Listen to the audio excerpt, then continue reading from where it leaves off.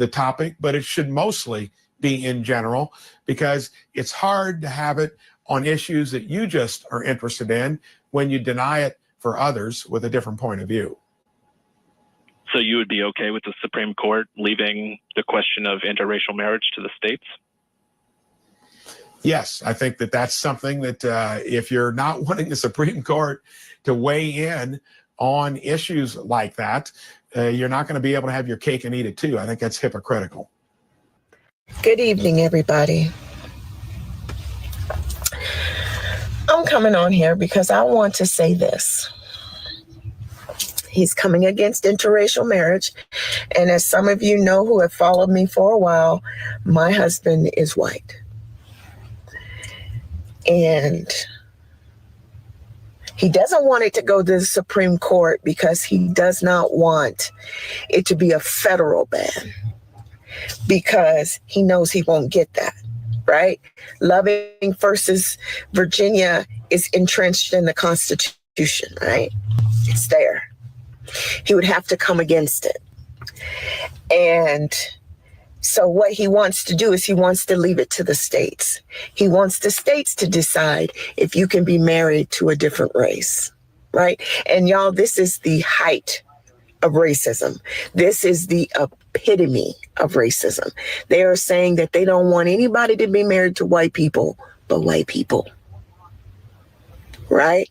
And I want you guys to understand what happened if you married somebody in the 50s and you were black and they were white. Some of y'all need to go ahead and watch Loving versus Virginia, the movie.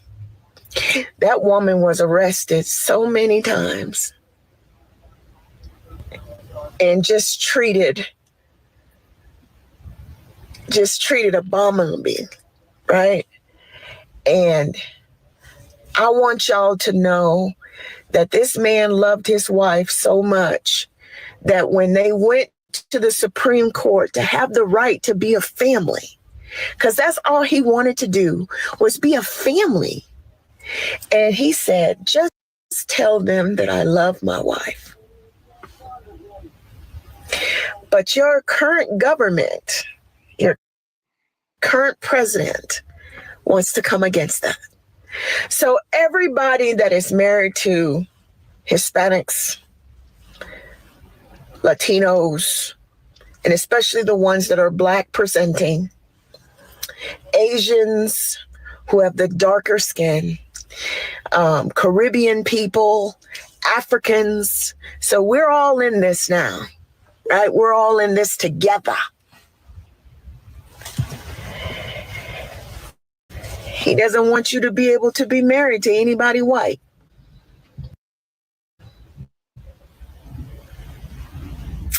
Yep. The Most High God. Listen. I got mixed people in my family. Marriages in my family. This is where I stand when it comes to the word of the Most High God. Okay, I'm not trying to offend nobody. Don't nobody get in their feeling. I'm just breaking out prophecy and scripture. That's all I'm doing. Please don't leave your wives. Don't leave your husbands. I'm just breaking out scripture. Now let's go to Deuteronomy. Then we're gonna come right back. Deuteronomy chapter 7. And it says, warnings, right? It says, when the Lord thy God shall bring thee into the land where thou goes to possess it, we going back into the Most High is going to deliver us and take us back to the land, brothers and sisters.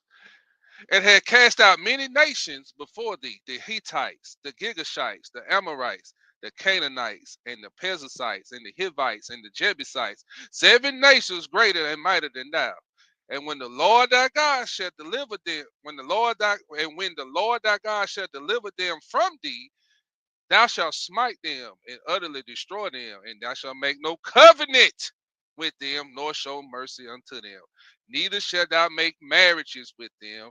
The daughter thou shalt not give unto his son, nor his daughter shalt thou take unto thy son. I'm sorry, for they will turn away thy son from following me, that they may serve other gods. So so will the anger of the Lord be kindled against you and destroy you suddenly. So that was just one instance when we went into our land. We was not supposed to be making marriages with the other nations. Okay, that's biblical. That's law. Okay, we just read that. Okay, let me take you to the prophecy part. Isaiah 13. Isaiah 13. I'm going to show you this is prophetic. And we're going to read Isaiah 13 and let me see. Is it 13 and 13?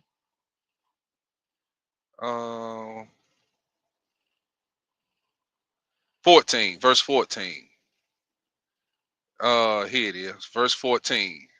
And it says, now this is the destruction. We're gonna break down this Isaiah 13 along in this lesson, but I'm showing you these videos to show you how prophetic the time is, brothers and sisters. All right. I mean, when I put this lesson together, these videos fell in my lap over the weekend. I had the lesson already done. The video just fell in my lap. I'm just showing you what I see in the scriptures and what's going on right now, and I'm just bringing it to your forefront. That's all I'm doing. Whether you hear this or forbear, it don't matter to me. I'm just showing you in the scriptures. All right, and it shall come. Now listen, we dealing with Babylon, right? What they say? Prophecies about Babylon. Oh, okay. Okay, Mikael, follow me now, family. Now, listen what it say. And it shall be as a chase roll, and as the sheep that no man take it up. They shall every man turn to his own people and flee into his own land. Just like you said over there in Deuteronomy 7, we ain't gonna be able to marry the other nations. So in the last days, the nations that here in Babylon gonna flee to their own people, because of the destruction that's at hand.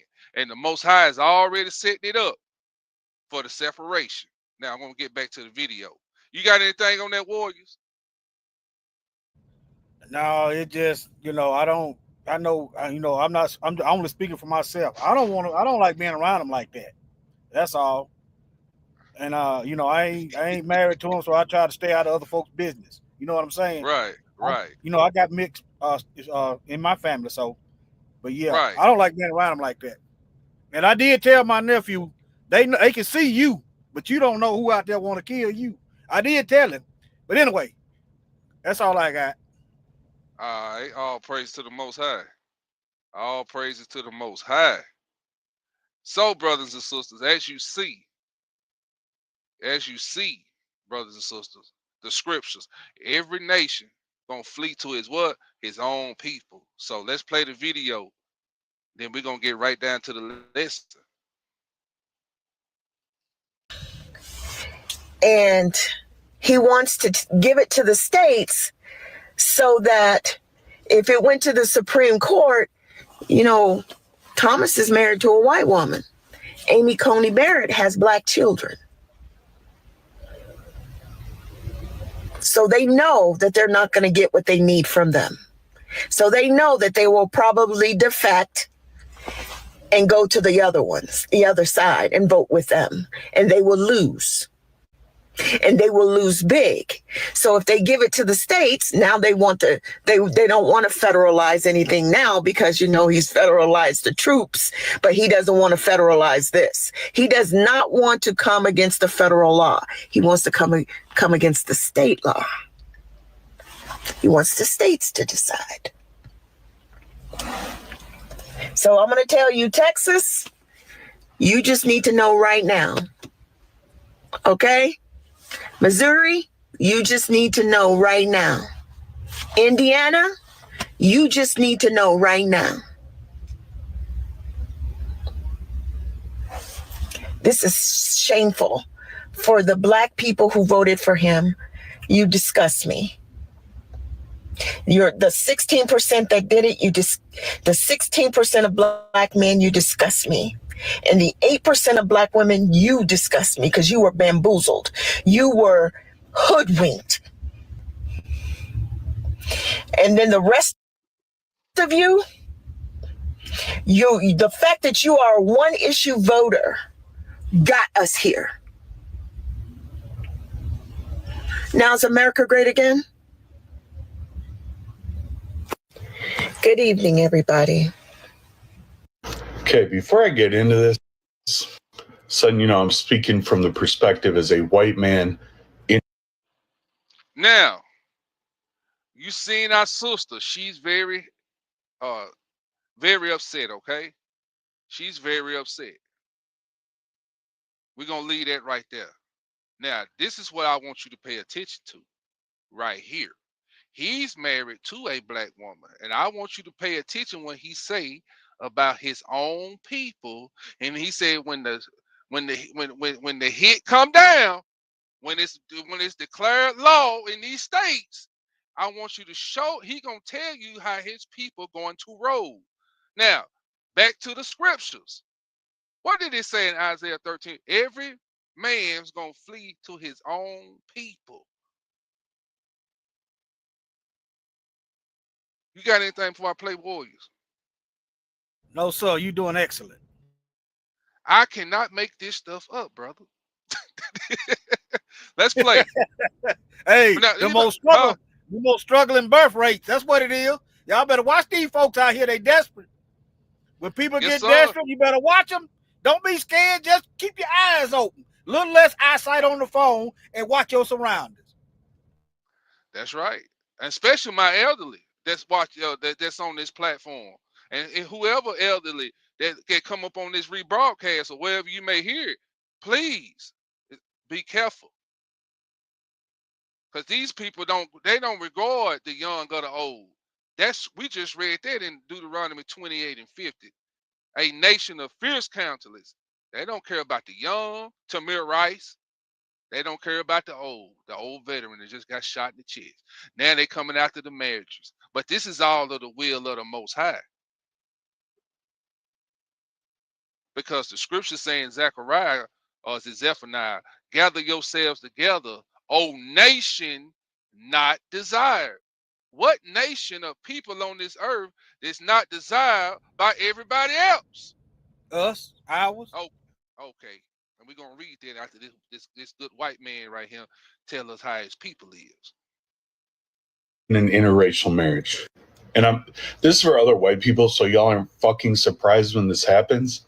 When, not if, when they come for interracial marriage, I'm telling you, there's going to be a whole lot of fucking white people that walk away from their partners and from their kids.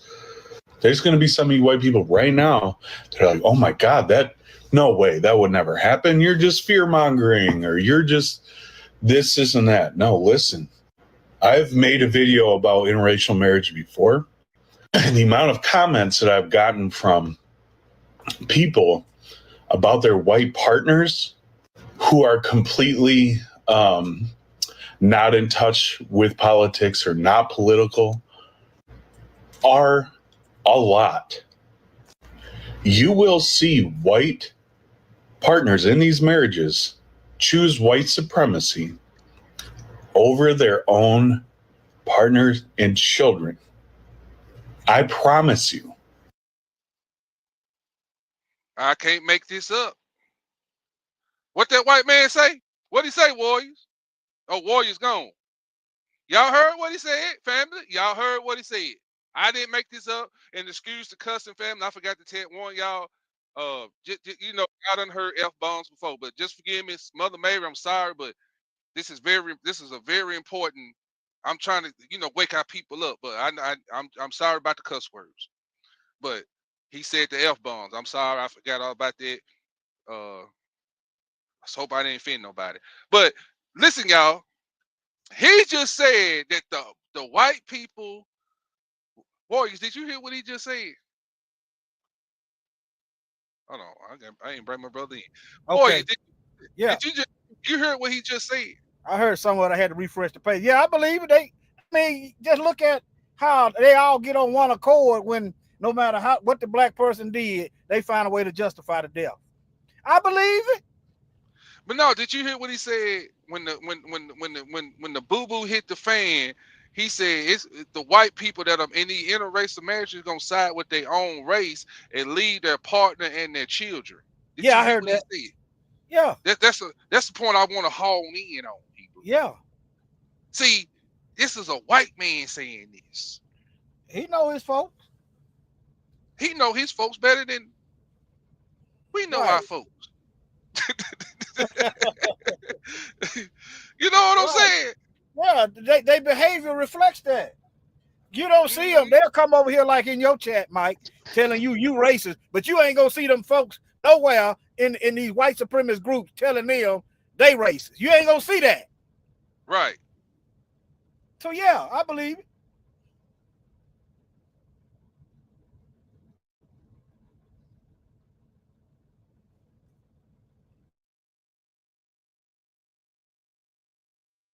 So, brothers and sisters, we see that this is very. Oh, y'all, we got an explosive live for you today. Mikael ain't did one of these in a long time, and everything I'm gonna bring to you full circle. So I'm telling you, I can't wait till we get there, but I got to take my time. Okay, Warriors, are you driving? No, I'm parked. Too, I done put Oh, mine in for the day. I got up okay. at 5 a.m. I'm gonna need you. I'm gonna need you to read for me. Okay, You don't no mind? problem. Okay. Okay. All right. You and me share the So Bible because I need to when share. I get when I get through sharing these videos, Uh-huh. and when we get to, you can start sharing once we get into the scripture or whatever you That want to way, share. yeah, I can see it a little bit bigger, a little better. All Yeah, right. that's right. I got you. Okay. I got you. All right. Just let me know when you're ready to share, and I'll knock mine down. Oh, just when you get done with the video. Okay. So, brothers and sisters, we see what he said, right? I'm gonna play. I'm gonna continue to let this play. Forgive me, family, for the cussing. I do apologize. Because, mind you, these white people have partners and children that look like the people that are being snatched by ICE. They're watching Trump on down talk about their partners being DEI hires at work. Doesn't move them. They don't give a fuck. These same partners, white partners, tokenize their spouse at every turn. So I can't be racist. I have a black, indigenous spouse of color. Y'all see it on here all the time. But when the pressure hits in its building, white people fucking fold to white supremacy all the goddamn time. That's what's happening right now on a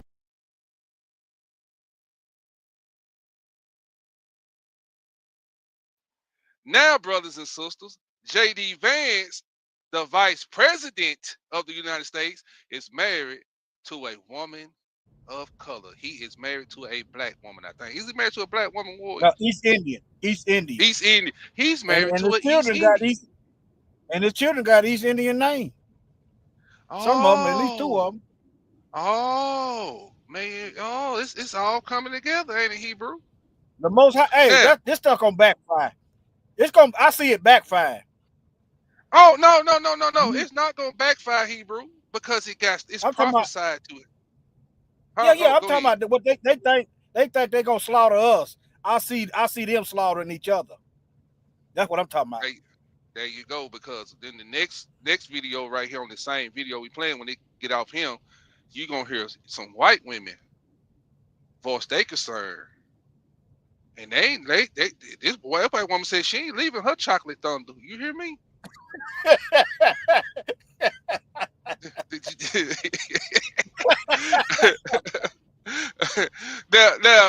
Family. Okay. If you have biracial couples in your family, put a 7 in the chat, and then I'm gonna go with the question. I'm gonna come with the question. But until y'all put a 7 in the chat, who do? Then I come with the question. So like Warriors, I have mixed nephews, right? I do My too. sister was married to a white guy. Uh, You know what I'm saying? I didn't have a problem with it because it wasn't none of my business. But I love my nephews. I love my sister. You get what? You know, black people, we don't care if you come out purple, green, high yellow, lime green. You are people. We gonna love on you. Right. We don't care if you come out albino. We gonna love on you real hard because that's what we do. Yeah. You get what I'm saying?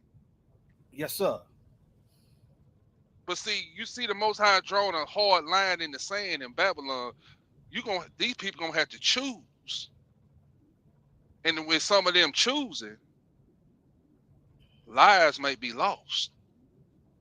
Families gonna be torn. Children gonna be these mixed children. There's no such thing as mixed. I ain't gonna get in all of that right now. But y'all, it's finna be a mess. I'm telling y'all, it's getting worse and worse here in Babylon every doggone day.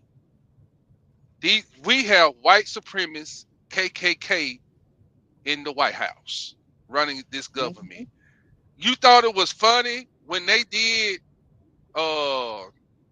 when they was throwing in our face by segregation. You remember that segregation talk? Yeah. It's on the tape. Why you think Mississippi passed got them new Jim Crow laws now? You remember that, Warriors? Yeah. They call it creating a different whole another city inside of Jackson. Yeah. Yeah, I Madison out there, his own jurisdiction with his own white judges, with his own white everything. They done that before Trump got in office. That's what I know, but they knew what was coming. They knew Trump was going to be president. Yeah. All of this is for a reason, brother. So I can't wait till I'm going to show y'all this reason. But let me hit this play button on here. Okay, hold on. I got some sevens. So we got some Israelite brothers and sisters in here. Sister Arlene, Sister Cindy, Sister Jim, Sister Kahaya. You know, we got just like me and you, we got a mixed family, right? So, brothers and sisters, the question I ask for you is, how are you going to handle this unlawful decree when it come down to letting the states choose whether to enforce to enforce, either they're going to enforce no race, no mixed marriages, or they're going to leave it to the states to decide. So the southern states, Indiana's already finna pass no race, no mixed race marriages. So I want to know how are y'all going to handle this divide in your family if it hits you? I mean, it's just a question. You can just answer in the chat. I'm going to hit play on the video.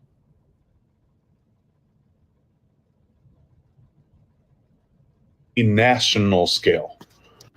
And we're seeing it. We got concentration camps in America. We got the National Guard in LA and DC.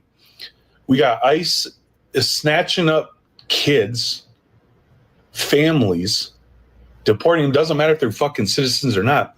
And white people aren't moved to do shit. And so you think when they come down and they try to attack interracial marriage, it's going to move white people? Absolutely the fuck not. JD Vance, I wouldn't be surprised if he set the standard and said, I'm leaving my wife for X, Y, and Z reason. He'll make some bullshit up. And other white Americans will be like, oh, yeah, he did it. All right. Yep. Then it's safe for me to walk away. When you as a white person can be in an interracial marriage and you see the way the entire country is treating people that look just like your children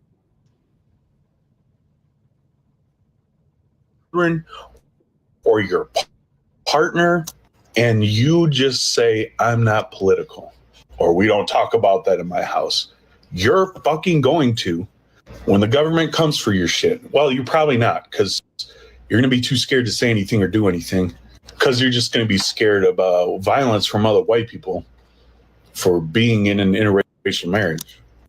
White people as a whole value white supremacy more than anything in their fucking life. 3 out of 5 white men voted for Trump. 1 out of 2 white women voted for Trump. And everything that's happening right now is what they want. And other white people that don't have a fucking spine, or other white people that don't view their partners as human beings, that don't see their children, their biracial children as human beings, they'll walk the fuck away. I'm calling it right now. I don't know how true this is, but I see that the state of Indiana is trying to get rid of interracial marriage. And I just want to say that if that's true, guys, some of us are in trouble. Like, we have so much more important things going on in the world, from grocery prices to gas prices to education. And what we're focused on in America is interracial marriage. Interracial marriage, that's what we're working on right now. Oh, you paused it. Go ahead, Hebrew. Yeah, go ahead. I wonder why all these black folks worrying about that. That's what I don't like. Well, because they're the ones that are speaking, Brother Warriors, the ones that are speaking are in interracial marriages. Oh, okay. But doggone, okay. It probably some white people.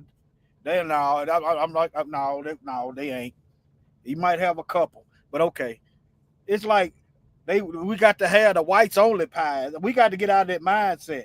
I'm not saying, we just got to get our mind right. If they spouse ain't worried about they people making them separate, then why? I don't like that they feel like they got to get on the video because they worried about it. That's all I'm saying. They unequally yoked. But I'll be quiet. Oh, you good, man. You speak when you need, because I'm gonna be here for a minute. I got a lot of information to get through. I gotta feed the people, Hebrew. I gotta feed the people today. All praise to the Most High. Now, I'm gonna fast forward this video to get to what the white ladies are talking, because this other guy, he's in an interracial marriage, and I want to get to this particular sister here, her.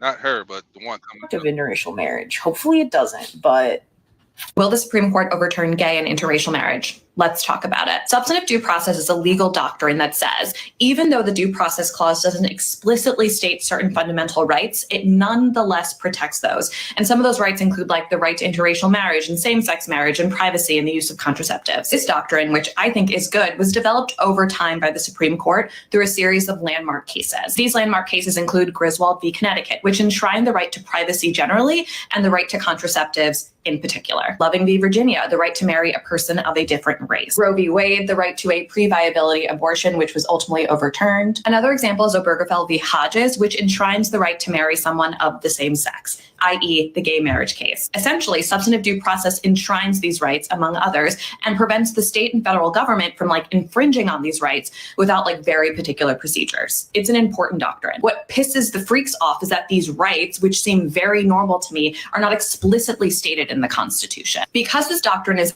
ever evolving in con law, it's subject to a lot of confusion and criticism from the freaks. And by freaks, I mean largely the right. So one of the main critiques is that this is an example of judicial overreach, which means that when judges enshrine certain rights, like the right to gay marriage, that they're imposing their own policy beliefs on the Constitution. Another resounding critique is that this sort of interpretation of the Constitution is not textually based, right? Again, gay marriage is not actually enshrined in the Constitution, so we shouldn't abide by it. That's what they're saying. As context, there's this huge debate among legal scholars and lawyers and judges about how we interpret the Constitution. Some people are originalists or textualists, which tell you look directly at the text of the Constitution and how it was interpreted at the time that it was written, and that's how you should decide cases. The other normal people believe in a living Constitution, which is the idea that the Constitution should be interpreted as the society evolves, right? As the society evolves, you apply social norms and social ideas.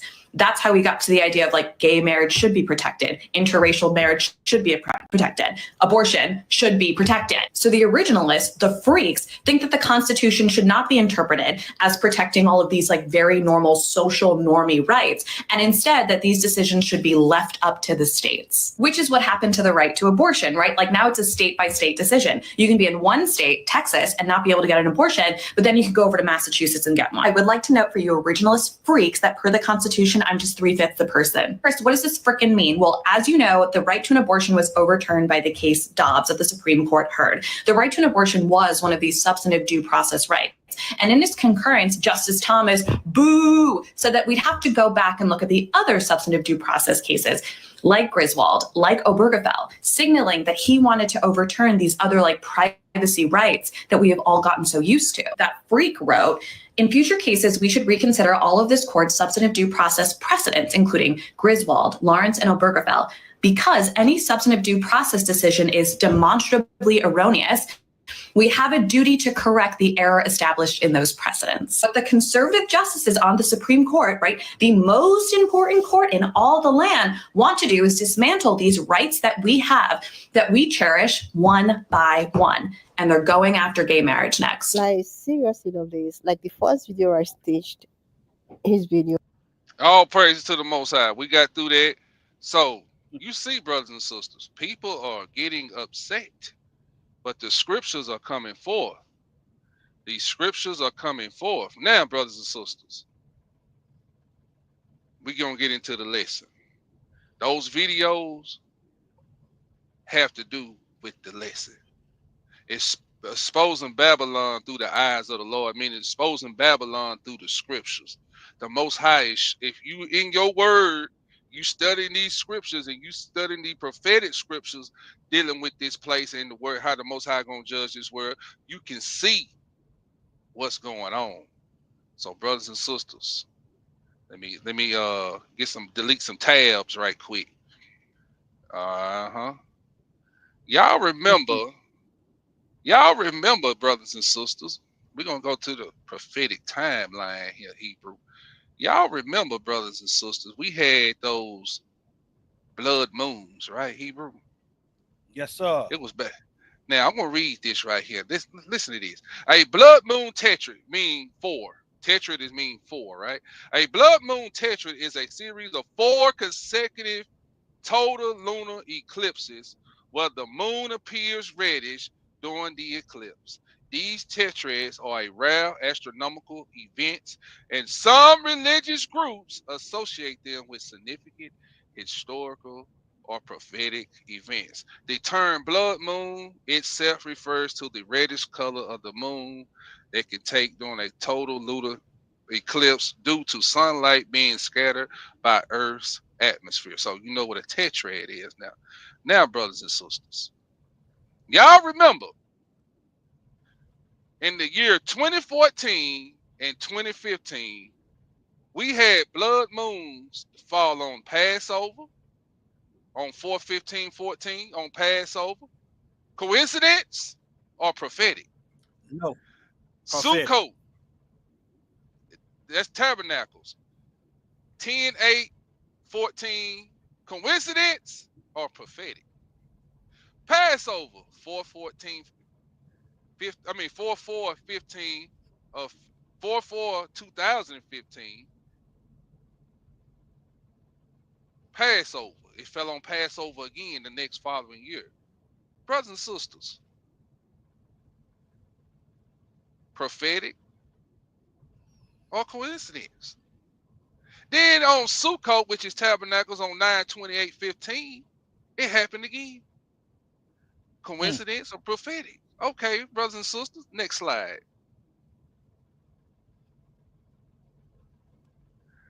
The next 4 blood moons, brothers and sisters, is what? On Passover, 4/25/2032. 30 days after Tabernacles, 10/18/2032. Then we're going to have a total solar eclipse, just like we had here in America. Then on Passover, 4/14/2033 of the next following year. And then on Tabernacles, 10/8 2033. Coincidence, or is this prophetic?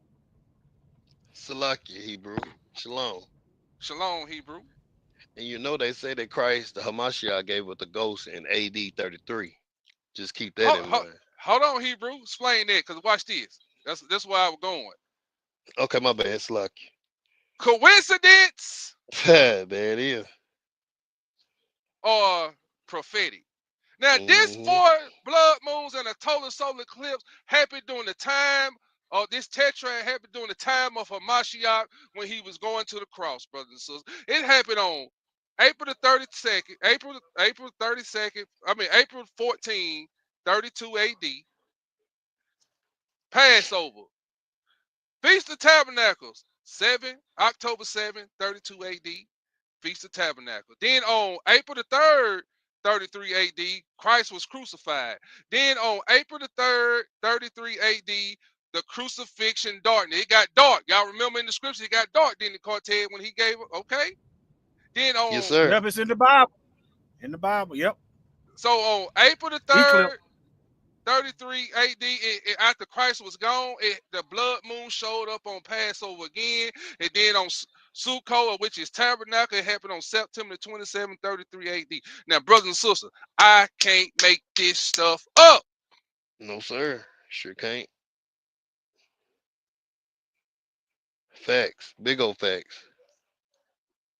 Now, there was one more thing I want to show y'all.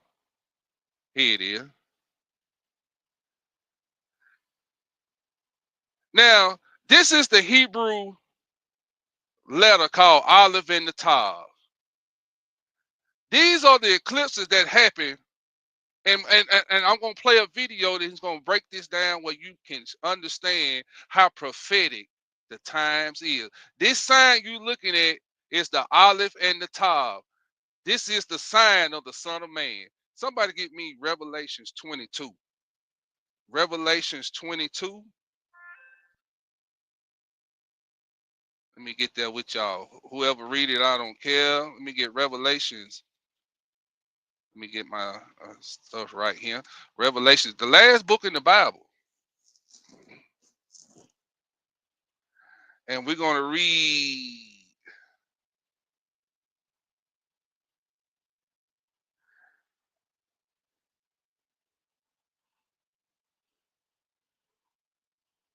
right here. Revelations 22, 13, and 14.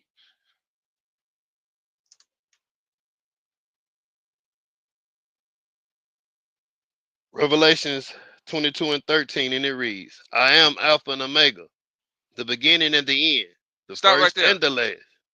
I am Alpha and Omega. That's Greek, right? But in the Hebrew, guess what that is? Aleph and the Tav. And the top. Yes, sir. Aleph and the Tav. Hey, pull. Right. You may pull up a chart so they can see it, or you got. Yeah. Well, he gonna explain it in the video, but you still. Okay. Well, yeah. Let's do that. But you can still bring it out because I want them to see it. No. The video, ain't no need to make it extra long if you're gonna do it in video. See, that's why you got to read behind them letters. They got us thinking everything white. See, that's how you miss this stuff, and you won't know what time it is. Mike, this is good. But go ahead. So what did he say? Read that again, Cortez. We're gonna read the next verse after that. I am Alpha and Omega, the beginning and the end, the first and the last. Blessed are they that do his commandments, that they may have right to the tree of life and may enter in through the gates into the city. So this sign, brothers and sisters, right here, is the Aleph and the Tav, the beginning and the end. We came here in 1619, the beginning, and our captivity ended in 2019. How do I know that, Mikael? Okay, let me show y'all something. Y'all ready? The last solar eclipse visible across the entire continuous United States was on what? August the 21st, 2017. Y'all see that? Why is this so significant, Brother Mikael? Because you said we came here in 1619, Our captivity ended in 2019. But this is August the 21st, 2017. But here it is, brothers and sisters. Your enemies knew what time it was. This is the HR 1242, the 115th Congress. This bill was written when? In 2017 through 2018. It commemorated your 400 years. Now, let me blow this up so our brothers and sisters can read. Hold on, I messed up. Let me try to. So I'm trying to get this where I can show y'all. Now it says, what is that? I'm missing a spot. Hold on, family. So y'all remember now, all of this is very prophetic. Now they did what they say right here. That's what I wanted right here. 400 years of African American history Commission Act. This bill establishes the 400 years of African American History Commission to develop and carry out activities throughout the United States to commemorate the 400th anniversary of the arrival of Africans in the English colonies at the Point Comfort, at Point Comfort, Virginia, 1619. And this bill was passed. And this bill was passed when? In 2017. We had our great American solar eclipse. When? They made the last part of the Hebrew alphabet. When it was? August 21st, 2017. So this symbol here is the olive and the tav. Y'all brothers got anything before I go to the next point? I don't.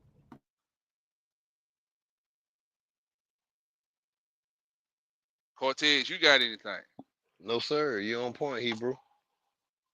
All right, let me hit the share button on this. Let me hit the fair use. Let me hit the fair use before I get started. Fair use, fair use, fair use, fair use. Now, this brother gonna break this thing down. And by the way, brothers, don't y'all know they sacrificed the red heifer? Yep, I seen that, Hebrew. And this one was perfect, they say. Yeah. Perfect. Oh, when you see that, what Christ said, when you see the abomination of desolation, what did he tell you? Flee into the wind. So that was a practice run what they did, Cortez. But when they do the real thing, it's gonna be what we talking about. Go ahead, what you got? I was gonna say, and they sacrificed it up on the mountain, didn't they? Yeah, they went up on Mount something that's biblical. It's a biblical name. They went up on Mount something. I can't think where they did it at, but they went. They better quit playing like that. But I got it in the video, Hebrew. We gonna play this video. All praises. All right. Okay, I did the fair use thing, didn't I? Yeah. Fair use. Here we go. They always bring it every single time, family. So just a big shout out to that family up in High Point, North Carolina. Hallelujah. But peace and blessings to everybody, family. Man, I'm telling you, family, we got something for you today. Always have something for you, family. Something, of course, that will probably shock you as we go through it. But as you've heard, I mean, actually, what we'll do, family, we'll get right on into it because I have a lot of information to share with you, family, and I don't want to keep you too long. I always try to keep these things, these presentations under an hour. Lately, it has been a struggle.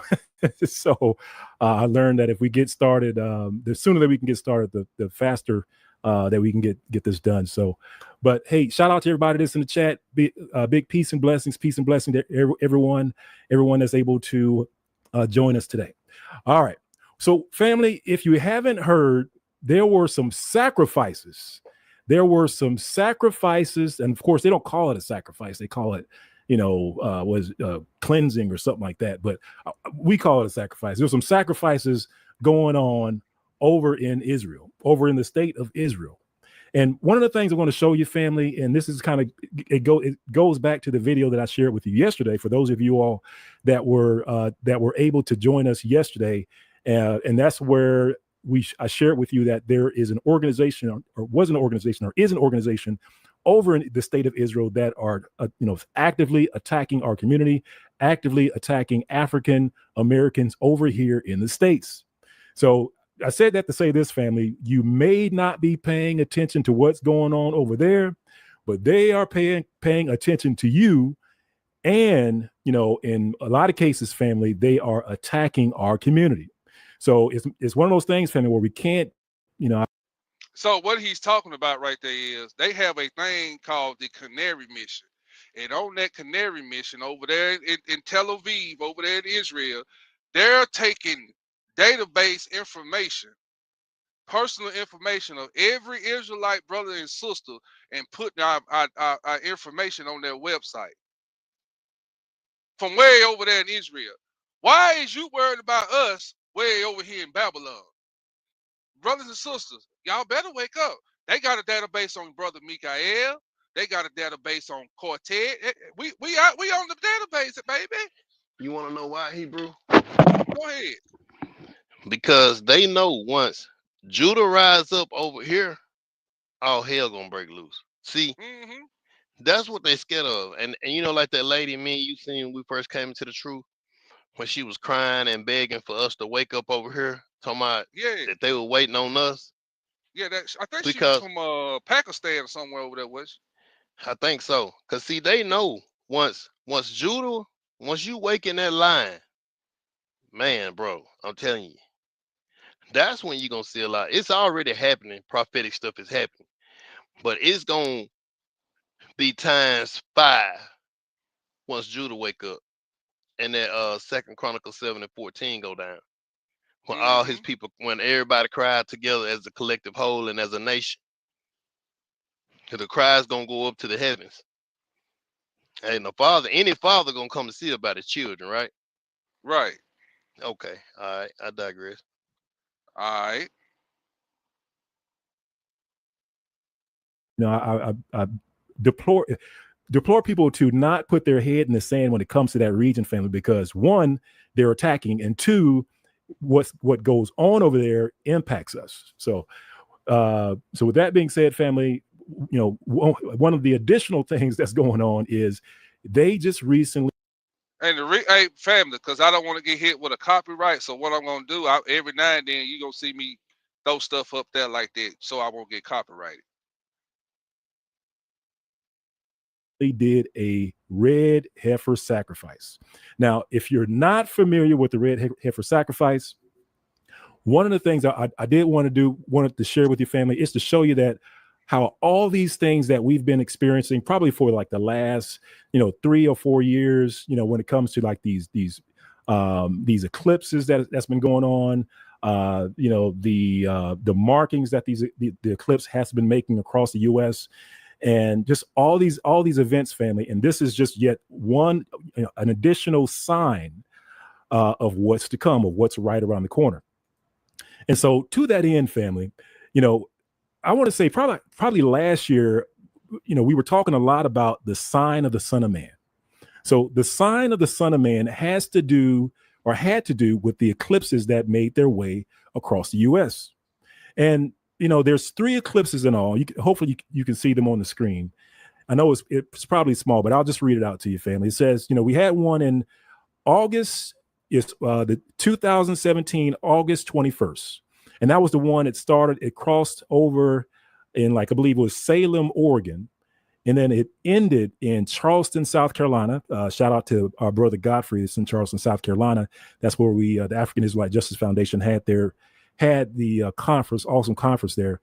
But just to show you, family, that it started off in Salem, Oregon, right? In Salem, Oregon, Salem is short for Jerusalem. So Salem is a short word for Jerusalem. He didn't say this in the video, but what I'm going to tell you is that during the line of totality, it went through 7 towns called Salem. Sure went through 7 towns, and right here in the middle It's what they call Little Egypt. That's in Cairo, Yep. Illinois. I was just, yep. Well, you on point. You on point. Yes, sir. Talk to him then, Cortez. Talk to the people. No, you said everything I was trying to say, and then it's a Cairo over there. Everything that it touched over here in the United States, it represented something over there, symbolic. Like the Cairo, it's a Cairo over there. You know what I'm saying? And it's funny how it stopped in Cairo, Illinois.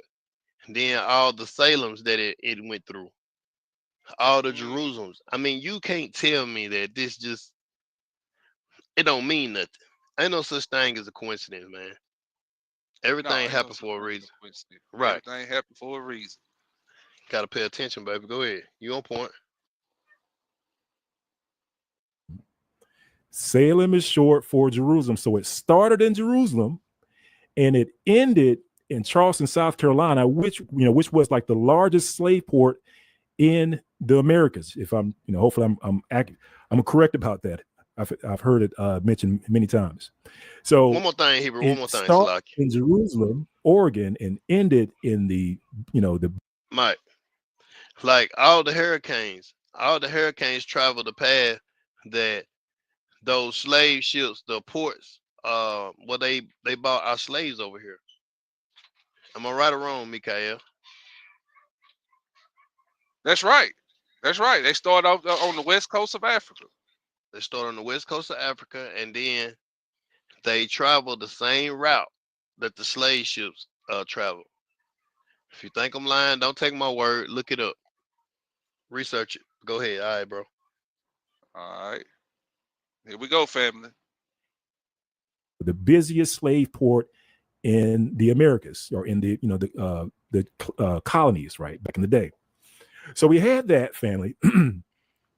And then we had another eclipse. This one was it was a total solar eclipse. And let's see here. Actually, let's start off with this one here. In 2023, it was an annular solar eclipse. Now, this solar eclipse, started off around in the same area. You can see it there, family, over in the area of Oregon.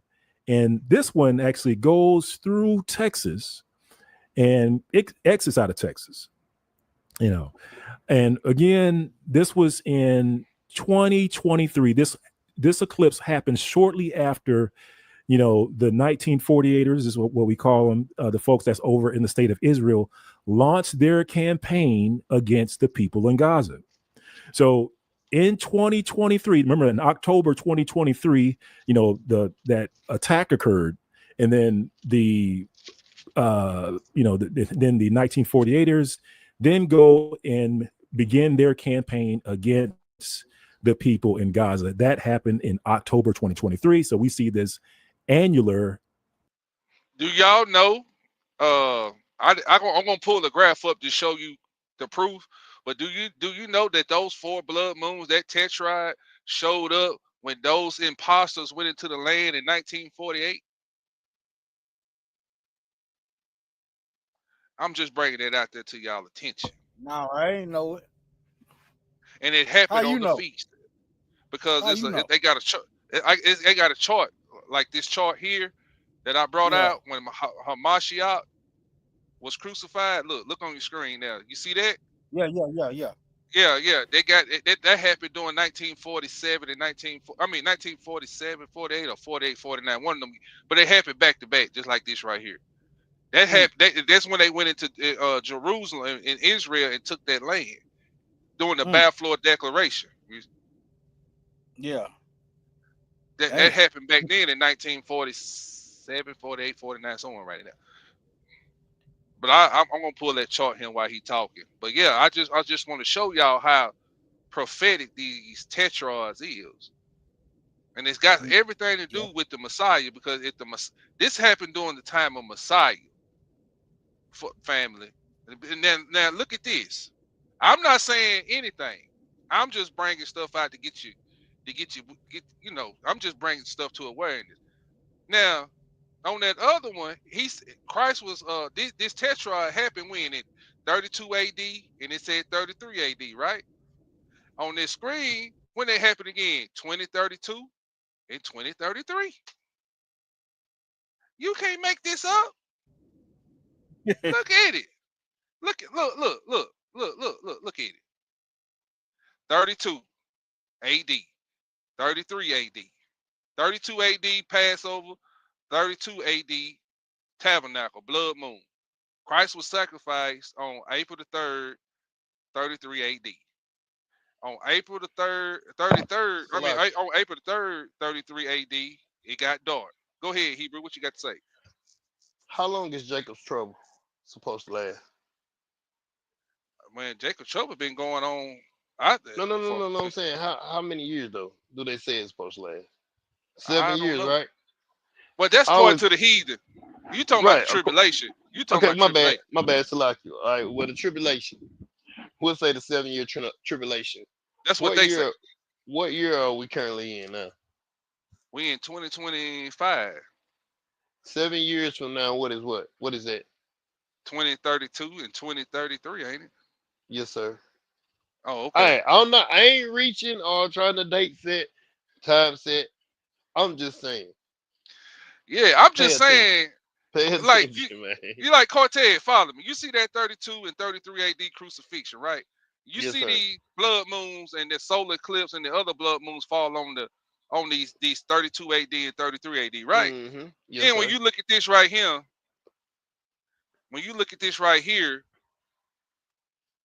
what they say? 32 and 33. Right. That's what 2032, I'm saying, bro. 2033. That's why I said what I said. And guess what that happened at? Guess what that happens at though? Where? Over Israel.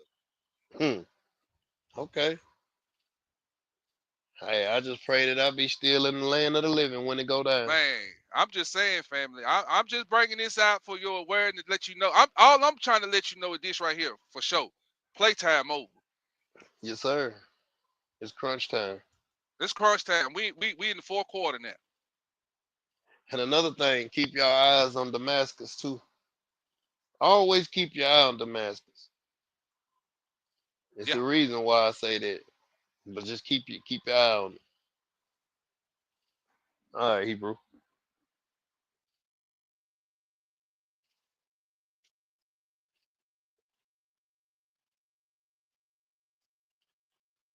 Oh, I'm sorry. I'm sorry. I done hit.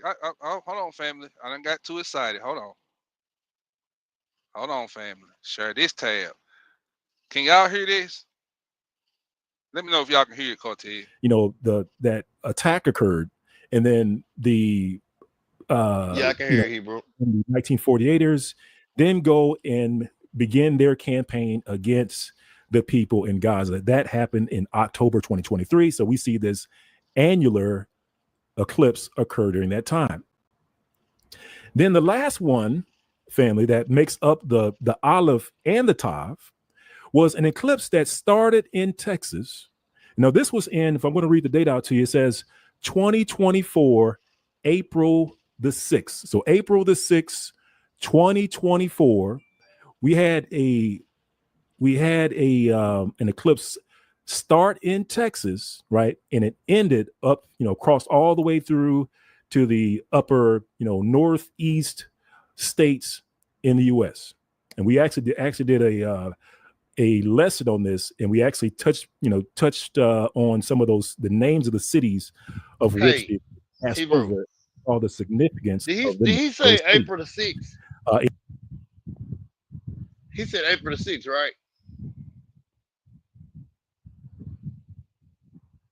Because if he said April the 6th, think about this, trip off this. A while ago, early in your lesson, you said Hamashiach gave it the ghost on around April the 3rd, I think you said. He said April 4/26. April what? That's even better. No, that's even better. Hold on. Let me go back and play it so we ain't wrong. Okay, let me say this point right quick before you bring it back out. Okay, you said Christ gave it the ghost, and all this stuff happened around April 3rd, April 4th, somewhere in there, I think, is what you said. Okay. Right. Here it is. It's April the 3rd, 33 AD. Okay, keep that in mind. All right, go ahead and run that back right quick. Keep that in mind, though. All right, run the video back, right? Yeah, so I can see All what date right. he said. All right. In addition, we also noted that where this eclipse entered into the U.S. was a place where slaves were exiting out of the U.S. It crossed over this place called Eagles Pass. So Eagles Pass was this highway where slaves would exit out of freedom. They would, I'm sorry, not exit out of freedom, but exit out of slavery into freedom. So they would, leave the U.S., come over, exit over into Mexico. That was their pathway to freedom. This is where the last eclipse started from. And then where the last eclipse ended, the last town, one of the last towns at the very northeast most border of the U.S. I believe it crossed over a town, a city called Mars Hill, and it was one of those towns and cities that's actually found in scriptures. And it was a town and city where, when you look it up, it was associated with, I believe it's the Apostle Paul. He was pleading with Israel to turn back to the law. So think of the significance of that, family. This last eclipse started off when crossing into a place where Israel, left out into freedom. They left out of their captivity into freedom. So that's where it started from.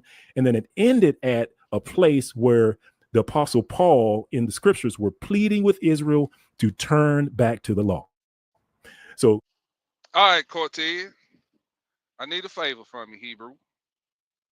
I need Acts 17, 22 through 31. All right, I got you. Hold on. Let me get it on the screen for our brothers and sisters. Acts 17. He said start that John at 22. Yeah, we want 22. Oh, 22 through man. 31. Hold on, wait a minute, man. But it just gave me chills, Hebrew, when I looked at this. Oh my God. What it say, Hebrew? Acts 17 and 22. Then Paul stood in the midst of Mars Hill. One more time. Then Paul stood in the midst of Mars Hill and said, Ye men of Athens, I perceive that in all things ye are too superstitious. For as I passed by and beheld your devotions, I found an altar with the inscription, To the unknown God, whom therefore ye ignorantly worship, him declare I unto you. God that made the world and all things therein, seeing that he is Lord of heaven and earth, dwelleth not in temples made with hands. That's good. Neither. Okay. That's good. So you see that, Hebrew? Man, boy, you shook me up then, cuz. Mars Hill? Oh, okay. So what did the eclipse ended at that year? Mars Hill. It started in Eagle Pass, Texas. It ended where? Mars Hill. Oh my God. Man. Hey, I'm gonna tell you, cuz if it's any doubt, if it's just the ounce of doubt in this Bible and this word and this prophecy, that right there should have killed everything else. Well, any little ounce of doubt you had, that right there should have killed that out, man. It's no Yes, way sir. you can't believe in his word, man. That's right. Because how can they know to put that in the Bible that many years ago to be prophetic with what just happened last year? That's right. You see how awesome our Elohim is, bro? Man. Well, the math show mathing, ain't it? Oh, I ain't done yet, Hebrew. It get greater. It get greater. All right, go ahead, Oh, bro. I got some more biblical scriptures for you, Hebrew. We're gonna let me know when you need them, Hebrew. I got you. All right. Yes, sir.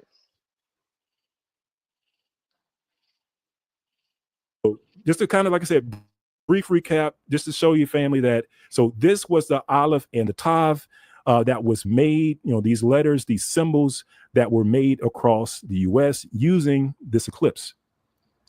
And just to drive the point home using scripture, you can see it here in excuse me, family. Revelations chapter 16, I'm sorry, Revelations chapter 22, verse 13, and it reads, I am the Aleph. I know on your screen it says the Alpha and the Omega, but that's Greek. In Hebrew is Aleph and the Tav. So the Messiah, in what we call whom we call Hamashiach, the Messiah, in verse 13, he would say, I am the Aleph and the Tav, the beginning and the end, the first and the last. Verse 14 says, blessed are they that do his commandments. Wow. Keep that in mind, family, because I know, throughout the time of this awakening, there have been many movements, within the body of Israel, outside of the body of Israel, trying to get us not to obey his commandments. But as you can see throughout scripture, family, Hamashiach himself says, blessed are they that what? Do his commandments, that they may have right to the tree of life and may enter in through the gates into the city. Hallelujah. Who wouldn't want that? Hallelujah. Verse 15, it says, for without. He said, enter to the gates of the city, right, Hebrew? Is that what he said? That's what he just read, right? Okay, I guess I'm up here by myself. So he just said, right there in that Revelation, they're going to enter to the gates of the city. Blessed are they that keep his commandments. I'm the Olive and the Tav. Blessed are they who enter into the gates of the city. Now, brothers and sisters, who's going to be entering in those gates? The 12 tribes of Israel, because the names are on those gates. They're on the north gates. They're going to be 3 gates on the north, 3 gates in the south, 3 gates in the east, 3 gates in the west. Those gates are made for who? The 12 tribes of Israel. So Christ has been clear this whole time. I'm only coming for my people. Okay, so brothers and sisters, the olive and the Tav, right? I'm the begin. He did not the Most High say, I declared the end from the beginning? Is it all making sense to you now? I'm gonna hit this play button because I got something else for y'all. So outside, right? Outside the gate are what? Dogs, sorcerers. Now that's a lawbreaker. Whoremongers. Now that's a law. Now he said outside are dogs. Well, the dogs right there represent the Gentiles, because what did Christ tell that woman that was a Gentile? What she say? Even the dogs eat the crumbs off the master table. I'm just throwing some stuff out there at you that I ain't taught y'all yet. I'm just showing y'all some stuff. All right, I'm gonna hit the play button. Lawbreaker. Murderers, that's a lawbreaker. Idolaters, and whosoever loveth and maketh a lie, a lie is against the law, right? And it says, I, Yahushua, have sent mine angels to testify unto you these things in the churches. I am the root and the offspring of Daoud and the bright and morning star. Hallelujah. All right.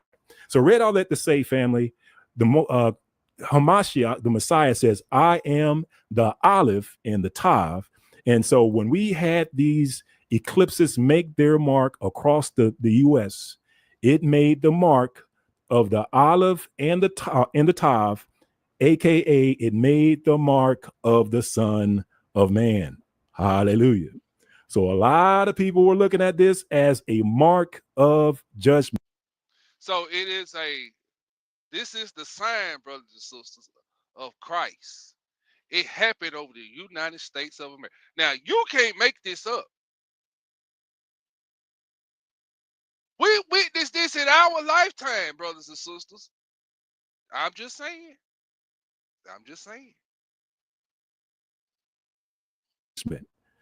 Because especially when that X was made of those 2 solar eclipses, when that X was made, that was recognized across many religious, organizations, denominations.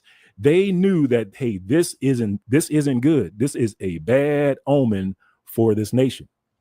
And in fact, let me play just a 1 or 2 videos. Actually might be more than that, but a couple of videos, family, just to show you. Chariots. and kind of remind ourselves what happened back then. Because, you know, when this happened, family, a lot of people were taking note, you know, unfortunately, well, or fortunately, even the Gentiles were taking note of this, family. Check this out.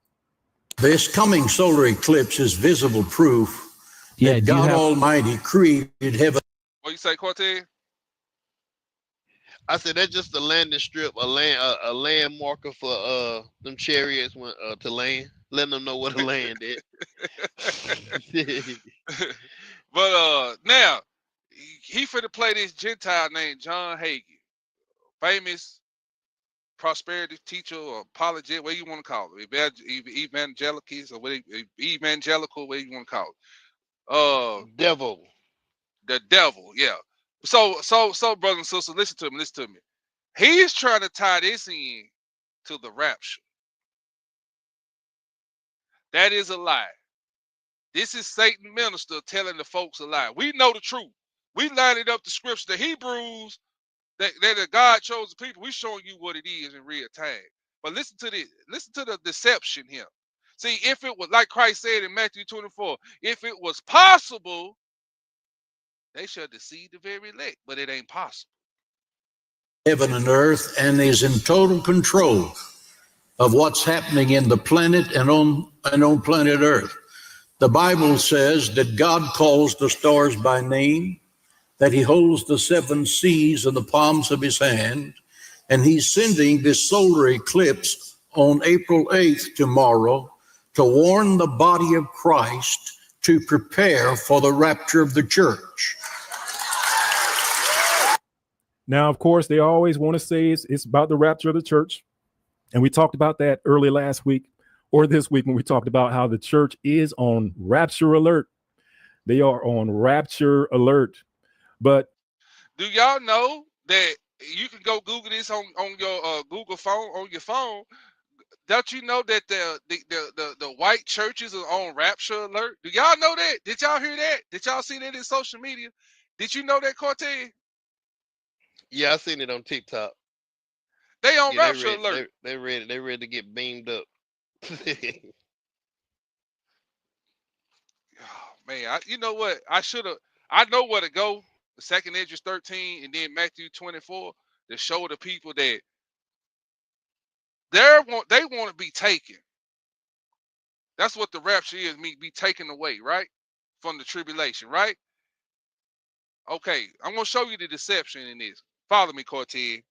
Did not in the second Esdras, it said this right here. Didn't it, Cortez? It said, those that are left behind are more blessed than those that are taken. Taken means put to death. Sure is. You're sure right, Hebrew. So when you read Christ in Matthew 24, is it Matthew 24? Where he said, hold on, let me put a marker right here. I'm gonna give it to him right quick, Cortez. Just bear. Go ahead. Let me go to Matthew 24. Cause see see, I don't want nobody coming up here and think we raps. We ain't with that. This ain't talking about that. This talking about salvation of his people. All right, let me see where I want to start. Matthew 24, the beginning of sorrow. Preached in the third. All right, Hebrew. Start at 31, probably. 30, no, 31. You're gonna start at 16. What you at? Second Esdras? You in second No, Esdras? no. I was in Matthew. What you need? Yeah. Start at Matthew 24. No, that ain't what I want. I won't find it.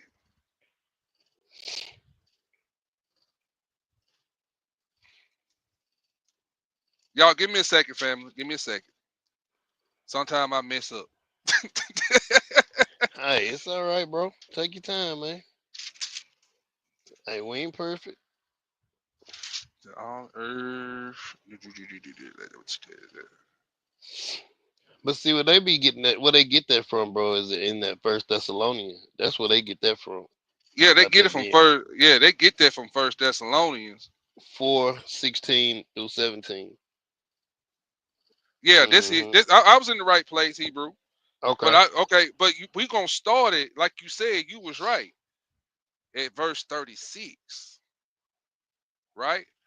We're gonna start it at, Uh-huh. you said like you was right. So let me get it on the screen so our brothers and sisters can see, and then we're gonna go to that second Esdras 13.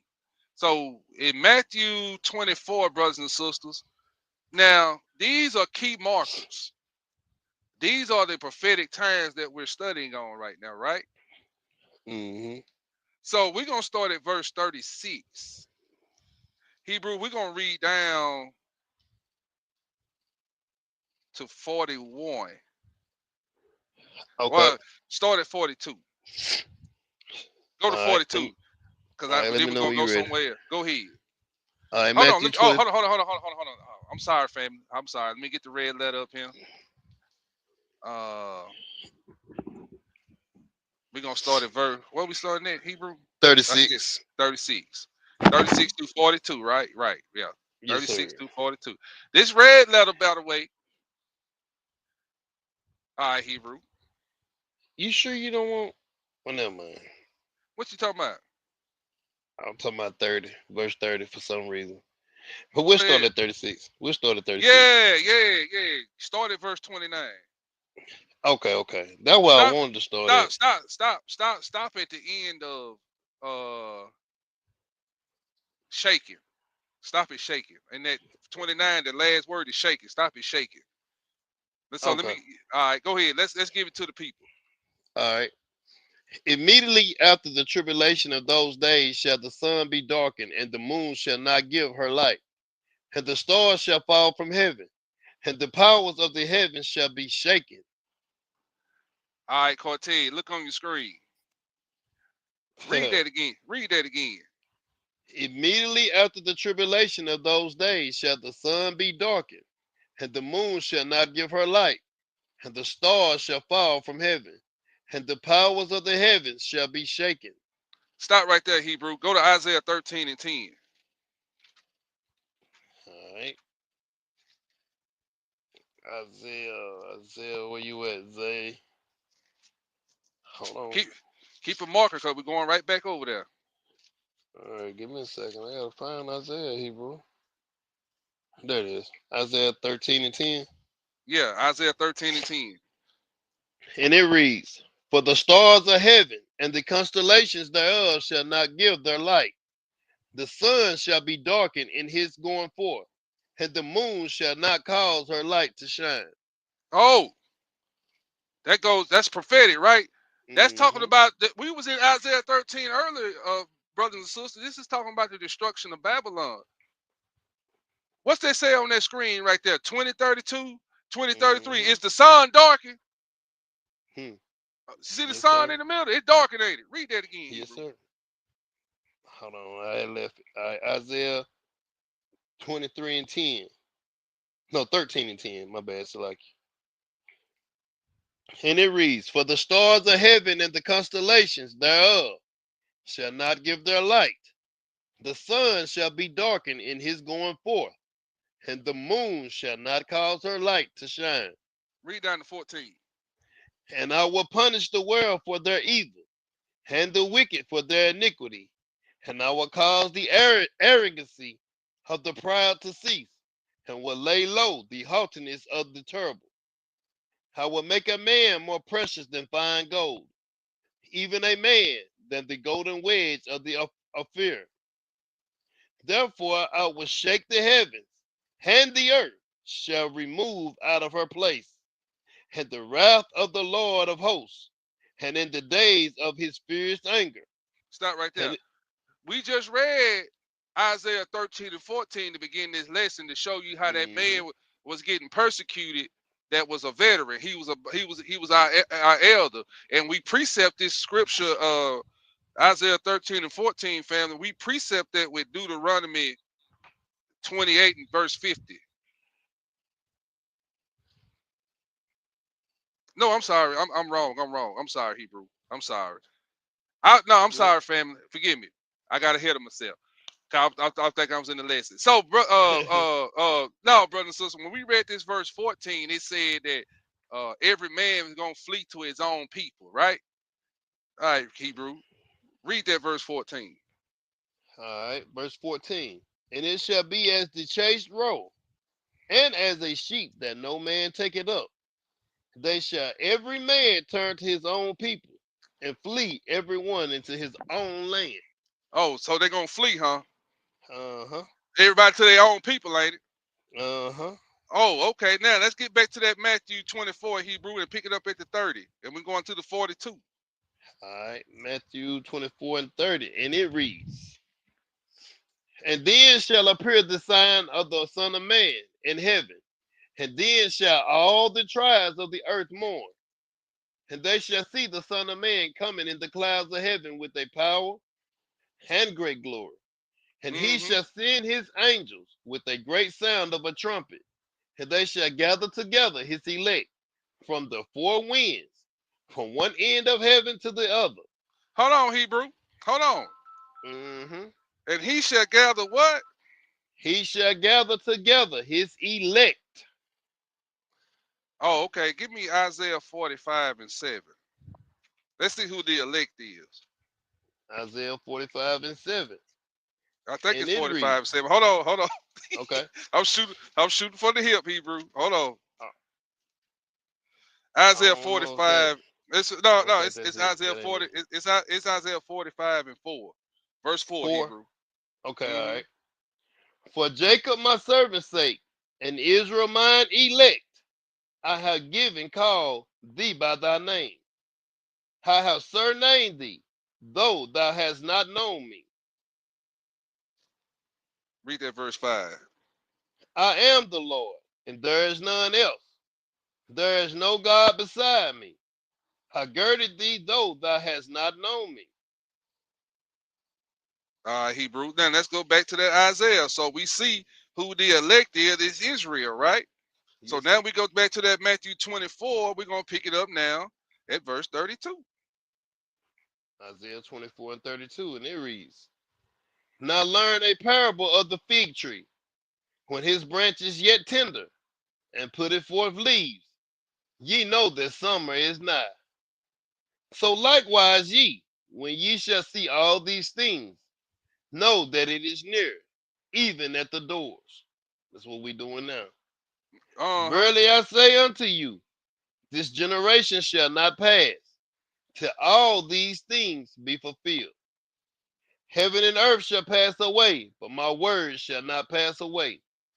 But of that day and hour knoweth no man, no, not the angels of heaven, but my Father only.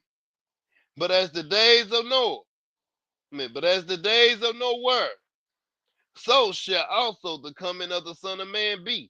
Stop right there, Hebrew. Now this is very important. Why he bringing up Noah in the days of Noah, where he gonna tell us in verse 38. What they doing now, Cortez, is in the days of Noah. Read verse 38. What you got on? Talk to him. Talk to the people. No. I was just gonna say, we got U.S. as the modern day Sodom and Gomorrah, and that's what was going on in Noah's time. They was partying and having a good time. You know what I'm saying? Right. Married. Laughing and scoffing, picking at the man because he out there slaving on that boat. You know what I'm saying? Then when the first raindrop comes, they still picking. They didn't believe fat meat was greasy. That's what that was. But anyway, I digress. Where we at? 38. Verse 38.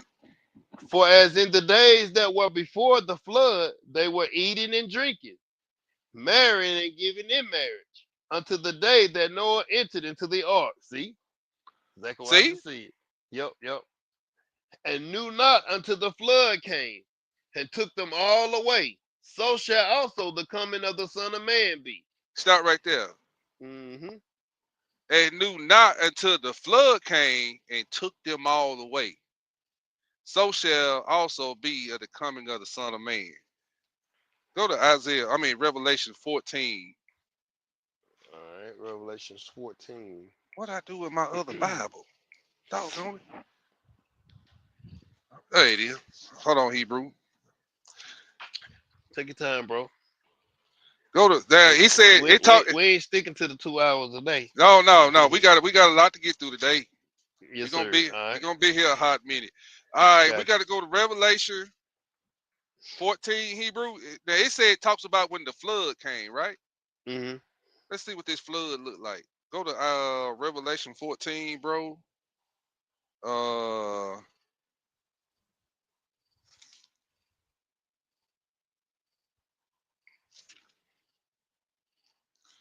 sorry, Hebrew, not Revelation 14. I'm sorry. Take your time, bro. We good. I'm shooting from the hip on this. Now this is That's what I'm Revelation saying. 12. Take your time. Revelation 12. Revelation 12.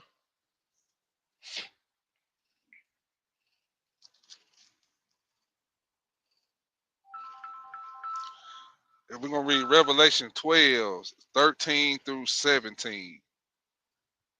All Now the right. flood, this is talking about the flood. Now go ahead, Hebrew. Revelations 12 and 13, and it reads, and when the dragon saw that he was cast into the earth, he persecuted the woman which brought forth the man child. So this is at the coming of Christ. Christ showing up on the scene. Now he coming out to y'all. Us. Why he coming out to us? Go ahead. You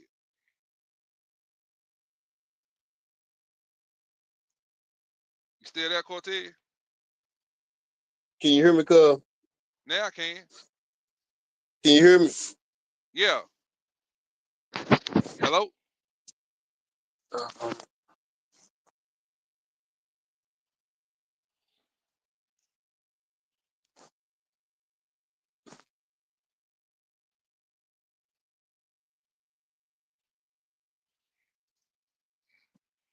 Can you hear me?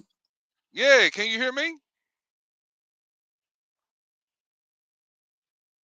All right, we had Satan tapping with his line, Hebrew family. So what we're gonna bring out is talking about the flood. He said in Matthew 24, verse 38, he said, as far as in the days that were before the flood, they were eating and drinking, marrying and giving intermarriage until the day Noah entered into the ark. So I just want to show y'all it was a flood back in those days, in the days of Noah. I'm just showing you the future flood. That's what I'm showing you, the future flood. What that meant, what it's gonna mean in our time. Soon as Cortez come back here.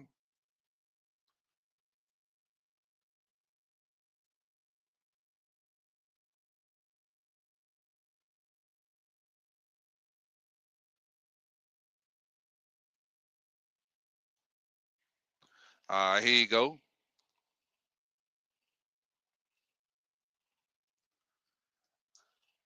All right, Cortez, can you hear me?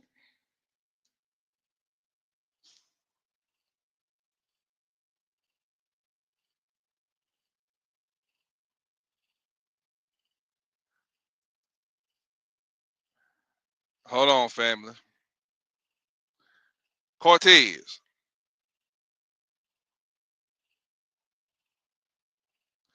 Boy, they messing with that. Boy, Satan jiggling your wires over there, boy. I can't hear you. Can y'all hear? Can y'all hear me? All right. All right. They were messing with my headset, bro. I had to put it on speaker. My bad. Salaki. All right. Where I All right. stop at? Say My this bad, again. cuz. It was a Can flood you in hear me? Noah's day. Yeah, can you hear me? Yeah, I can hear you. Go ahead. Go ahead. My bad. All right, so back there in that Matthew 24 and 38, it was a flood in Noah's day, was the actual flood. But this is the flood in our time that we're going to see. All right, Hebrew. So that'd be Revelations 12, Hebrew. We're gonna pick it up at the 13.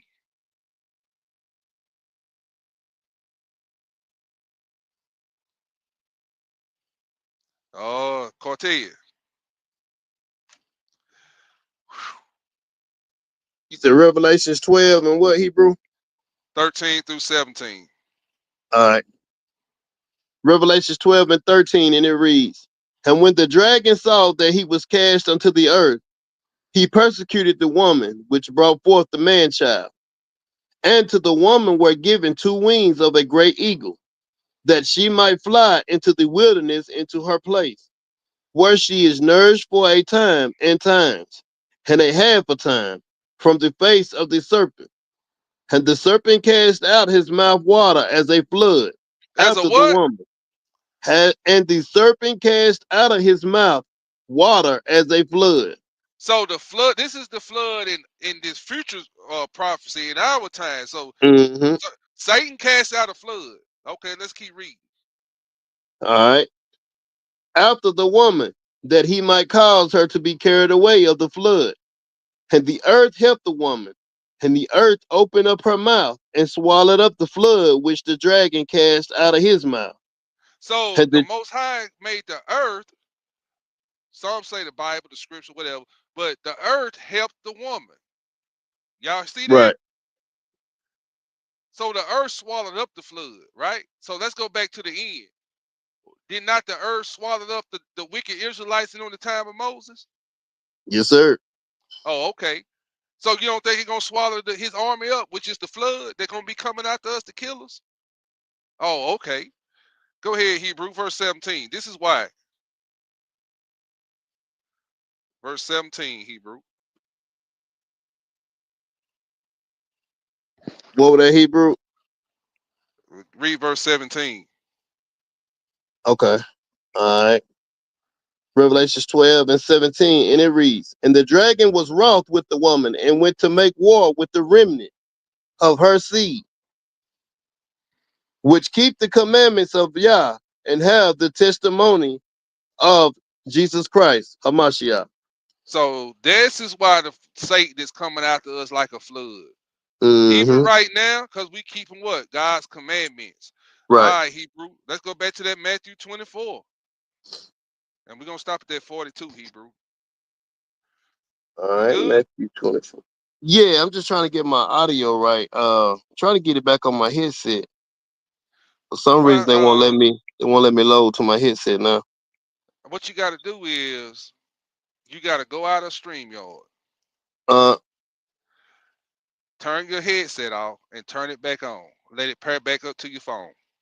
Then come back in the StreamYard and come in. okay. All right. Or what? Or your Bluetooth signal may be jammed. Yeah, cause Plug it won't even let me power it off. it up and turn it off. Turn it off. All right. But they be trying hard, don't Man, they be on you, Hebrew. Hey, it is what it is. they? Right. Hey, it was getting too good. They didn't want. They ain't want us to flow. Hey, I'm like warrior now. Nevertheless, Yeah. keep talking to him, So, cuz, while I do this right quick. all right, family. So just bear with me, right quick, family. Bear with me. I'm here for a little while. I'm here for a little while. Uh, okay. Now we're gonna get into that. We're gonna get into that. Boy, Cortez, you got a lot going on, bro. Then my phone going off. Lord have mercy. Y'all pray for your brother Mikael. So in the next part, we're gonna break down this part where Christ is talking about, like you see on your screen right there, brothers and sisters.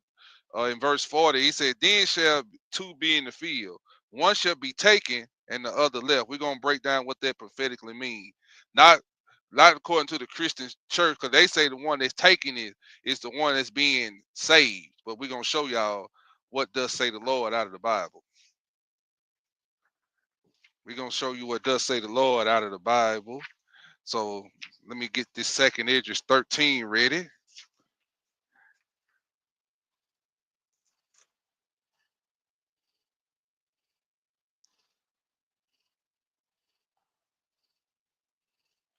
let me get it on the screen. Just bear with you, brothers. Bear with you. But we're gonna get this thing fired back up.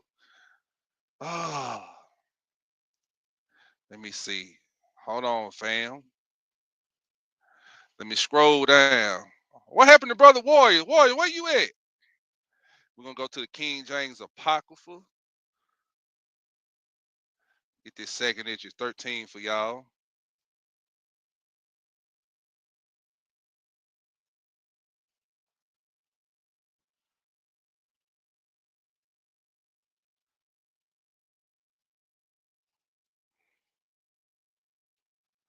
All right, just bear with you, brother.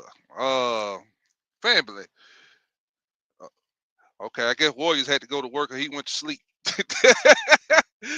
Oh man. I need somebody to come up here and help a brother read right quick so this thing can flow smoothly. I just need somebody to come up here and help your brother read.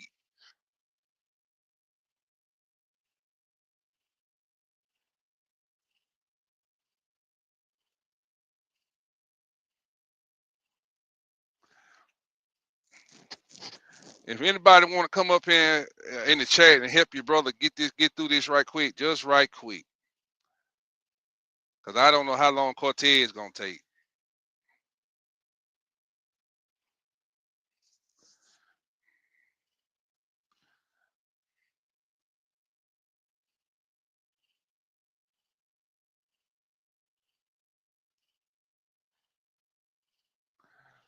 Brother King Yaz, Shalom Hebrew. I didn't see you in there. You on Warriors page. Okay. That's what's up. All right, there go Cortez. You good? Can you hear me, Hebrew? Yeah, I hear you. You good All right, now? well, we good. Oh, praise, brother. Oh, My bad, man. oh, we just broke down the flood in Noah's day, which was the literal flood, and the flood in our day, which is Satan casting out his mouth. His arm is coming after us, and the earth gonna help the woman and come out to those that keep God's commandments. Now we finna get into what it means to be taken and left behind. All right, Hebrew, let's go. We're gonna All start right, in I get it. let's get 39 through 42. Still in Matthew 24. Yeah. All right. Verse 39, it reads, and knew not until the flood came and took them all away. So shall also the coming of the Son of Man be. Then shall two be in the field, the one shall be taken, and the other left. Two women shall be grinding at the mill, the one shall be taken, and the other left. Watch therefore, for ye know not what hour your Lord doth come. That's right. So you don't know what hour he coming, Mm-hmm. right? All right. Watch this, Hebrew. Now, what's Shalom, KG? How you doing, brother? I'm doing good, brother. You doing all right? Yeah, we Shalom, doing little bro. splendid, Hebrew. Splendid. Breaking this stuff down for our people. All So praise. let's go to 2nd Esdras 13, family. And Hebrew. Mm-hmm.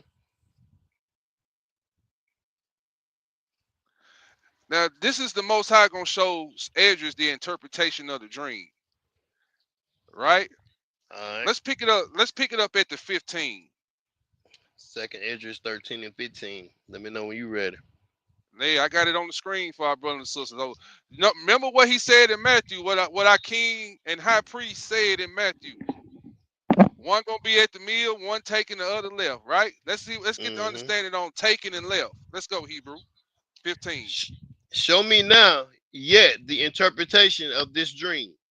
For as I conceived in mine understanding, woe unto them that shall be left in those days, as much more woe unto them that are not left behind. For they that were not left were in heaviness. Now understand, the things that are laid up in the latter days, which shall happen in the latter days. Okay, go ahead. Which shall happen unto them and to those that are left behind. Therefore are they come into great perils and many necessities, like as these dreams declare. Yet it is easier for him that is in danger to come into these things than to pass away as a cloud out of the world, and not to see the things that happen in the last days. And he answered unto me and said, the interpretation of the vision shall I show thee, and I will open unto thee the things that you have the things that thou hast required. Whereas thou hast spoken of them that are left behind, this is the interpretation. So now we finna get the interpretation. Mm-hmm. Oh, okay. All right, Hebrew, let's go.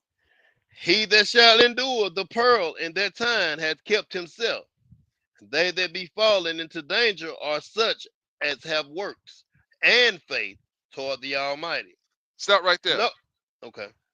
He that shall endure the peril in that time had kept himself, that they be fallen into danger, or such as have works and faith toward the Almighty. KG, give me Acts 16. No, give me Acts 14 and 22. All right. I sound clear to you? Yes, Yeah, sir. you crystal Okay. clear, Hebrew.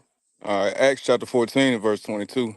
Confirming the souls of confirming the souls of the disciples and exhorting them to continue in the faith, and that we must through much tribulation enter into the kingdom of God. So through much what, Hebrew? Tribulation. We got to enter into the kingdom. So we got to go through tribulation to get to the kingdom, right? That's So when right. you read this verse 23 over here in this second Ezra 13:23, he that shall endure the peril, meaning what? Tribulation in that time have what? Kept himself, that they that be fallen into danger are such as have works and faith toward the Almighty. I just wanted to bring that out because that goes with what you just read, KG. Through much tribulation, we shall what? Enter into the kingdom of heaven. So in order to get there, KG, we got to do what? We got to endure the peril, meaning hardships, That's right. tribulation. All right, Quartet, verse 24. Verse 24. Know this therefore, that they which be left behind are more blessed than they that be dead. Oh, wait a minute, Quartet. That's it. That's the verse we wanted. Know this, therefore, what? They that be what? Left behind. They that which be left behind are more blessed than they that be dead. All right. Now go back to Matthew 24 and read that verse 24, verse 41 only. Matthew 24 and what was that? 41. 41, okay. And it reads, two women shall be grinding at the mill. The one shall be taken and the other left. So the one that is taken is dead, family. But the other left is what? What it say in 2nd Ezra 13? And verse 24, it said, know this, therefore, they that what? Are left behind are more blessed than they that are dead. So that killed the tribulation. What you call the rapture. That killed the rapture doctrine. That's just killed it, right? If y'all got that understanding, put a 100 in the chat. We just killed it. I just had to show it to you. Man. But let me ask a question. So how is that though? Like the one that is dead, the one that is left, won't they still have to endure and go through all the tribulation?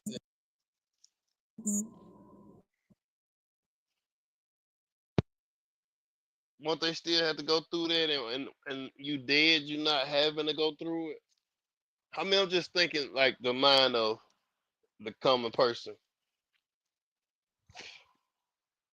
an unlearned person. Can you hear me? Yeah, say it again. You were breaking up. I said, wouldn't the dead be more, wouldn't they won't have to go through anything versus the person left behind? The person that's left behind, they gotta endure, but I'm asking, like, those that are dead, how that works. right. See, that goes back to that Thessalonians you wanted to bring out. So hold on. Let me say this right quick before you do that. So is they talking about in the physical sense of being dead or in the spiritual sense of being dead? I'm talking about the physical dead. Okay, because it's a lot of people walking around spiritually dead, right? Right. So that's what I was wondering. Like, is they talking about the spiritual aspect of it, or are they talking about the physical side of being dead? Both. Okay, good point. That's the answer I was looking for. It's both. Okay. It's both. Okay. Good one. All right. So we broke that down for you, family. So let's get back to the video, to what we was talking about. I'm gonna share my tab. Put a 100 if y'all can hear this. If y'all can hear this, let me know.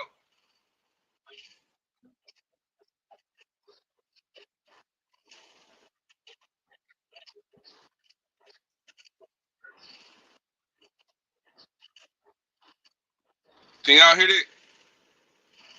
Yeah, I can hear you, bro. I don't know if they can hear it on the YouTube stream. Yeah, it's the 100 in now. They can hear you. They can hear you.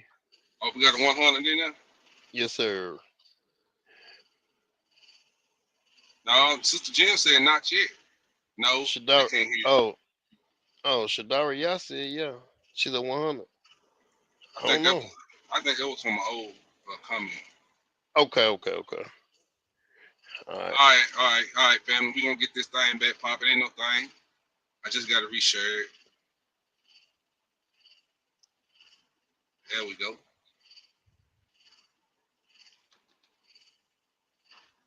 All right. By the way, you're doing excellent, brother. You're doing excellent. Okay, now I hope they can hear this. Hold on, let me stop it. Hold on, family. Y'all don't tell me get it together. I'm gonna get it together. Hold on, fam. There we go. I just want to make sure y'all can. I know y'all can hear it now.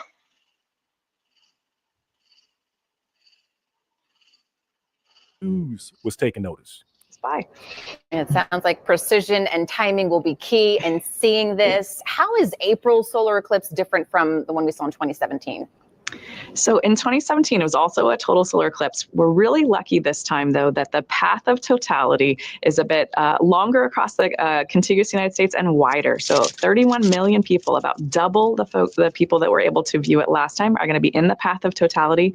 We also have up to 4.5 minutes of totality, depending on where you are in the path, which is quite a bit longer than the last eclipse we were able to experience. Back in 2017, a total solar eclipse swept over the country, exciting people everywhere. I'm Betsy Kling, and in this solar eclipse special, we are taking a look back at the past total solar eclipse and all of the excitement surrounding that astronomical event. Let's go back to the day of the total solar eclipse, August 21st, 2017. 14 states were in the path of total darkness beginning a little after 10 a.m. in Oregon. It then made its way across the U.S., still at least partially visible for states outside the narrow line of totality, before it was last visible in South Carolina. All right, so we had that one, right? And then let's check this next clip out, family. Incredibly, for the first time in 71 years, there is a comet by the name of 12P Pons Brooks that will be passing by Earth. It only shows up once every 71 years and just so happens to show up right next to the sun on April 8th, 2024. And guess what its nickname is? The Devil's Comet. Not only did all 8 planets line up looking to the west, but the Devil's Comet was also in alignment right with the sun. So what does all this mean? I can't say. So not only did we have the solar eclipse, family, like I said, there was a lot of stuff going on, and it's easy for us to forget. But we even had there was even a comet that lined up with all these planets, and it looked like a sword across the sky above the U.S. A sword across the sky above the U.S. So you add that along with the Tav, the marking that was made across the U.S. And it didn't look good, family. People were looking at that saying, I don't know, fam, that doesn't look good or sound good for the U.S. And then, if you're wondering about like, what's the significance of the Tav? What's the significance of Tav? Let me just play this clip for you really quick.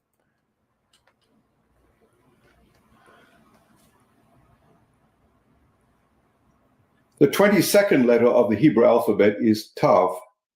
The numeric value of Tav is 400. The pictogram or symbol behind the shape of the letter Tav is a mark or seal. There is some evidence that in its earliest written form. So the olive and the Tav, or the Tav, has a mark of what? 400, Cortez. Did you hear what I said? Yep. And he said it was considered a mark or a seal. So who's then? Listen, Cortez, look at this. 400 seal being broken? No, listen to this, Hebrew. Hold on, let me go get ahead. this. Now, you remember when I brought out that HR 1242? When Congress signed it in 2017, we had the Great American Solar Eclipse. What did they commemorate in this bill? The 400 years. years. Yes, sir. Oh, what a coincidence. Or is that prophetic? Now, Hebrew, go to Genesis 15, Hebrew. Go to Genesis 15. All right. While I'm looking it up, don't you know they said that they trying to compare, well, make not Farrakhan, Salaki. I don't know where that come from. Probably because I watched him last night. But anyway, they're trying to make the orange pervert Cyrus in the Bible. Yeah, I know. Okay. Genesis 15 and what, Hebrew? Genesis 15, 13 and 14. All right, Genesis 15, verse 13, and it reads, and he said to Abram, know of a surety that thy seed shall be a stranger in a land that is not theirs, and shall serve them, and they shall afflict them 400 years. And also that nation whom they shall serve will I judge, and afterwards shall they come out with great substance. Hallelujah. They're going to come out with what, Hebrew? Great substance. So 400 years, the white man know you came here in 1619. Your captivity ended in 2019. That's 400 years. When 2019 hit and to where we at in 2025 is the most high judge in the earth. Yes, sir. Oh, okay. Oh, okay. Oh, okay. So you better know what time it is when 2032 get here. And it talks about the fourth generation. Are we not the fourth generation? We the third and the fourth generation. That's mama. Exactly. Exactly. Yes, Ain't he sir. judge? He Okay. said, I'm going to judge the third and fourth generation. Ain't we the third and fourth generation of that 400 years? Yes, sir. Oh, okay. Oh, okay. You see that on the screen, don't you, Hebrew? I see it, bro. You see that happen in 2015 and 2014 and 2015, don't you? You see that, don't you? Yes, sir. Oh, okay. You see this right here. This means 400, right? Right. Oh, okay. X marked the spot, don't it? Yep. And he said he That's gonna what he said. judge. He said he gonna judge. He didn't say the people.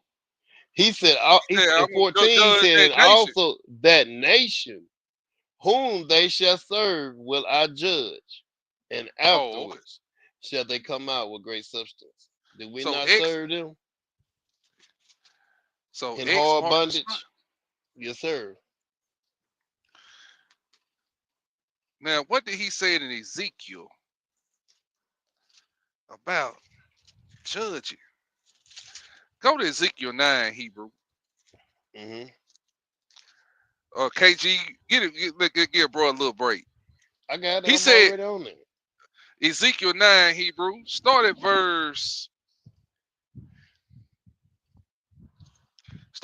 We're going to read down to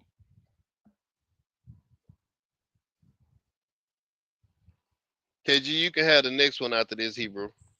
All right. hold on, I'm trying to see what was a good stopping point. Stop at verse 3 through 10, Hebrew. 3 through 10. Okay. You sure you don't want to start at the top from 1? Well, you started at 1 if you want to. It don't matter, but it's just talking I'd about. rather do Go it ahead. at 1. Go ahead. Let's start at 1.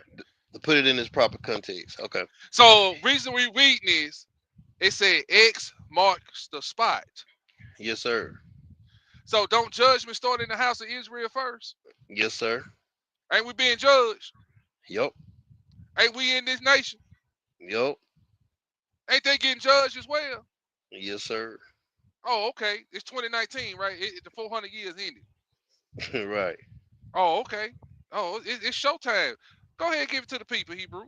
Ezekiel 9 and 1, and it reads, he cried also in mine ears with a loud voice, saying, cause them that have charge over the city to draw near, even every man with his destroying weapon in his hand. And behold, 6 men came from the way of the higher gate, which lied toward the north, and every man a slaughter weapon in his hand. And one man among them was clothed with linen, with a writer's inkhorn by his side. And they went in and stood beside the brazen altar. And the glory of the Lord and the glory of the God of Israel was gone up from the cherub, whereupon he was to the threshold of the house. And he called to the man clothed with linen, which had the writer's inkhorn by his side. And the Lord said unto him, Go through the midst of the city, through the midst of Jerusalem, and set a mark upon the foreheads of the men that sigh and that cry for all the abominations that be done in the midst thereof. So that angel is in the earth, in America as well, all in the earth, is marking those that are crying out to the Most High to save us out this captivity. They're crying out against the violence and the black on black crime and the violence. And you seen that our elderly brother was shot in the chest by a heathen. If you ain't crying out to the Most High about all this evil that's going on, you might be getting destroyed along with this wicked nation. Say it again, Hebrew. What? You might be getting destroyed along with this wicked nation. He said the mark, right? Yes, the olive in the tile. X marks the spot, don't it? Yes, sir. Oh, okay, Hebrew. Read verse. Come on, let's verse go. 5. Verse 5. You got something? Say something. Go ahead. And to others he said in mine hearing, Go ye after him through the city and smite. Let not your eye spare, neither have ye pity. But not have pity on them.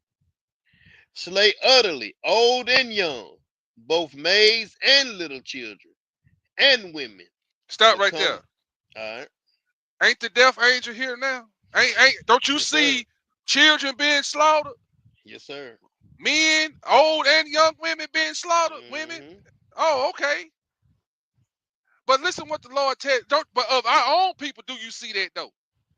Huh. Oh, okay. You see it a lot. Go on Facebook. Somebody dying every day. Somebody just died 5 minutes ago. Yep. We leaving here fast. Judgment is in the land. Now watch this, Hebrew. What did the Lord tell him to begin at? When he say, start at where it say after woman, where it say, but come not near. Yeah, that's why I'm gonna start. But come not near any man upon whom is the mark, and begin at my sanctuary.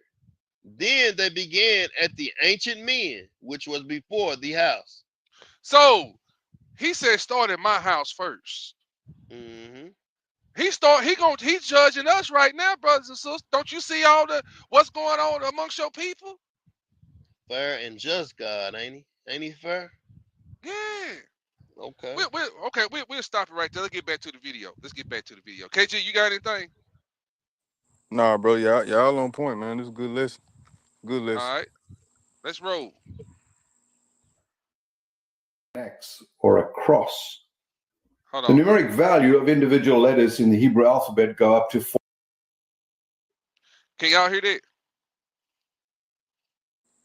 Yeah, I can hear it. Can y'all hear that in the chat?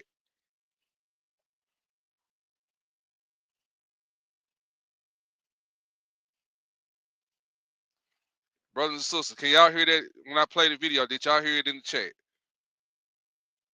Okay, good. Let's go. Is 400.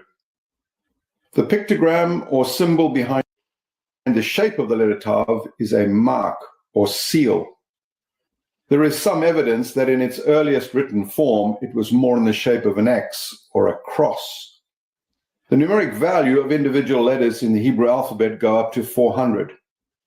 Tav is the last letter. The numeric value is 400. Tav is the last letter, and its numeric value is 400.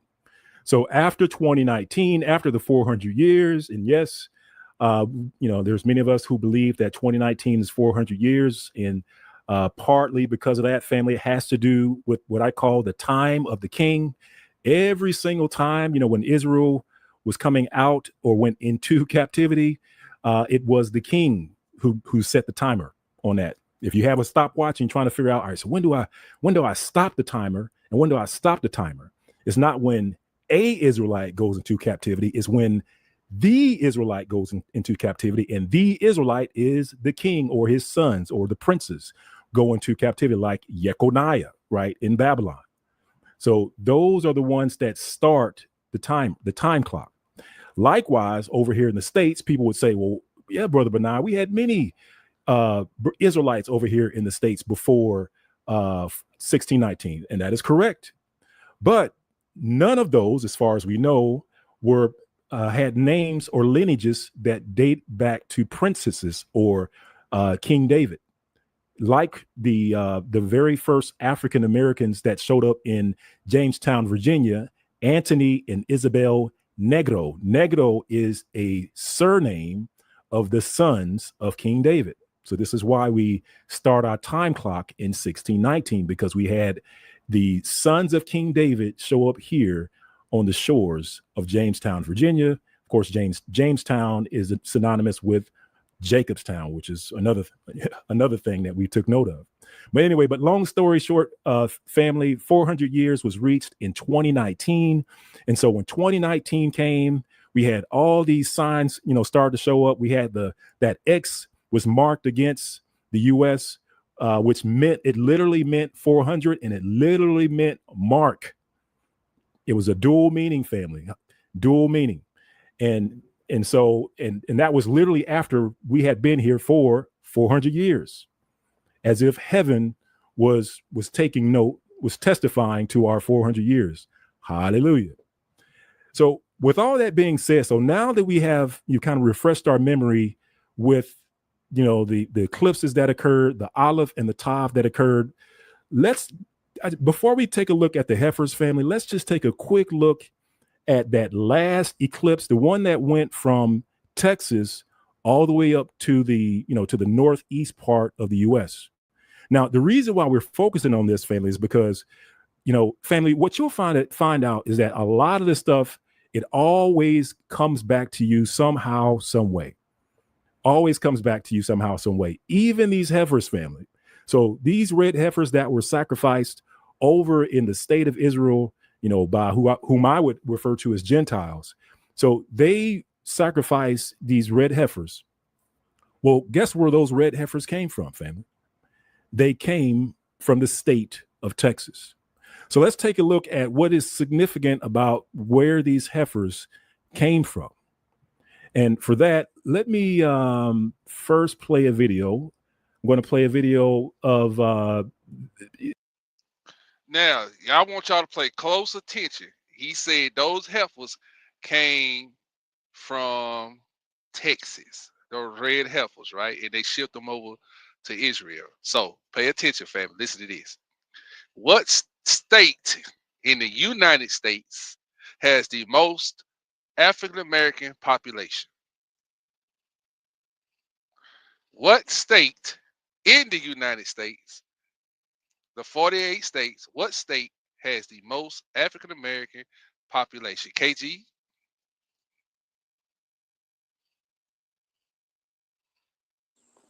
Slacker, I'm gonna go on a limb. I'm gonna go on a limb and say Texas. Okay, Cortez. Repeat that question one more time, Hebrew. What state has the most African American population within the 48 states? I'm gonna say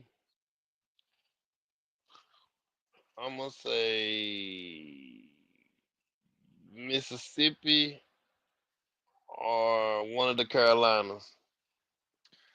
Okay. All right. The reason why I say the Carolinas is because they got the Geechee people over there. But go ahead. All right, let's roll. They're going to show us and kind of review what happened in regards to these red heifers, because there's a lot of different stories out there. One of the reports was that, oh yeah, we sacrificed these red heifers, but it was just a test run. Don't worry about it. It was just fake. Don't worry about it. But the truth is starting to come out, and this is what this video is talking about. Check this out, family. Yeah, do you have my tweet that I actually put on my? So I basically, what happened, if you want to go to the first slide first before we play the video, about a month ago on July 1st, the No, that one. Right. There was an announcement that they were going to do a practice run of the red heifer. And prior to this, the media outrage that the Jews were going to go do this red heifer, you had like these lunatics like Stu Peters and others who were saying this is going to usher in the Antichrist, blah, blah, blah. And it was like a real big media balagan. It was really a bad twist. So they said that and also the government wasn't going to let them. So what they did was they said, we're just going to do a practice one with one of the 5 disqualified cows. The government said, okay, whatever. They ended up going out, doing a real cow. One of the cow's name was Tikva. They made the offering, and it was a real offering. They did it all by the laws, and I have with me some of the ashes right here, red heifer ashes. It's pretty incredible. The red heifer, the last time that the red heifer was done was over 2,000 years ago. The first time it was done by Moses. The second time it was done by Ezra from the book in the Bible. And that shows you how long the ashes can last for. Oops, sorry about that. Had my microphone muted. Now it's interesting that he says that there's some, of course, truth to what he's saying. When it talks about, when, these red heifers were used. So true enough, family, when you look in the book of Numbers, Numbers chapter 19, you can read from verse 1 all the way down. I think I have that in the slide, like 2 or 3 slides further down. But what you'll find, family, is that, when it comes to the true children of Israel, we used the red heifers when we were coming out of captivity. So when we came out of Egypt and the Most High was giving us instructions on what to do and how to do it, in Numbers 19, verse 1, this is where he gives us the ordinance of the red heifers. And actually, family, see, I don't have it on my screen, but I'm going to read it here off screen. And I'm just going to read, let's see here. I'm going to pull it up on my phone, fam. Let's check out Numbers chapter 19. And I guess we'll start at verse 1 and read down. So we're just going to read about the red heifers, according to the instructions that was given by the Most High, as the children of Israel were coming out of captivity, as the true children of Israel were coming out of captivity. Keep that in mind. It says, and Yahuwah spake unto Moshe and Aaron, saying, this is the ordinance of the law which Yahuwah has commanded, saying, speak unto the children of Yisrael, that they bring thee a red heifer without spot. Now, this is for the children of Israel, nobody else. Now it says that they bring thee a red heifer without spot, wherein is no blemish, and upon which never came yoke. Verse 3, and you shall give her unto Eleazar the priest, that he may bring her forth without the camp, and one shall slay her before his face. And Eleazar the priest shall take of her blood with his fingers and sprinkle of her blood directly before the tabernacle of the congregation 7 times. Verse 5, and one shall burn the heifer in his sight, her skin, her flesh, and her blood, with dung shall he burn.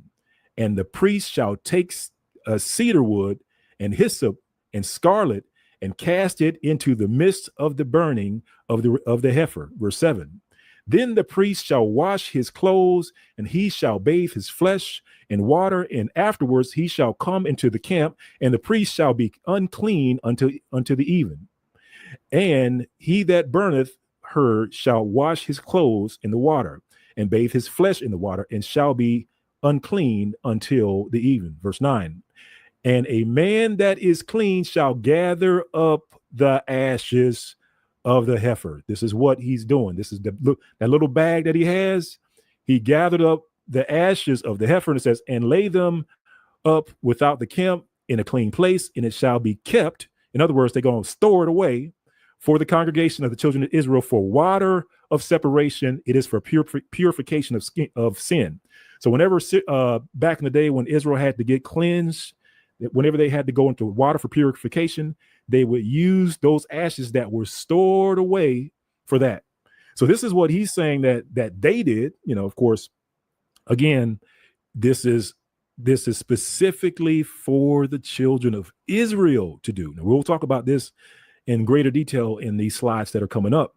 So when these guys are doing it, something else is going on. But let me see if I can get this, play the rest of this video, because I want you to hear what else happened, when they did this red heifer. So a pure red heifer doesn't come about all the time. And in this generation, we had 21 of them that were born. Pure. Pure. They picked 7 to bring to Israel. And out of the 7, Israel only allowed them to have 5 brought in. And they've been sitting around just doing nothing because the media outrage. So, brothers and sisters, you see, everything is lining up prophetically. And it all started on this timeline. Y'all see? And you see the next one. Y'all see the next one. And then y'all see what happened back when Mashiach was on the scene.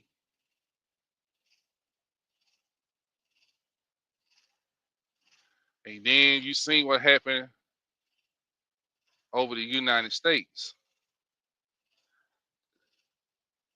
The olive and the tav.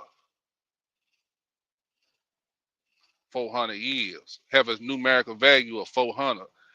So everything lined up. And then when you go back to this right here, family, this happens over these set of blood moons and the sun be darker happens over Jerusalem.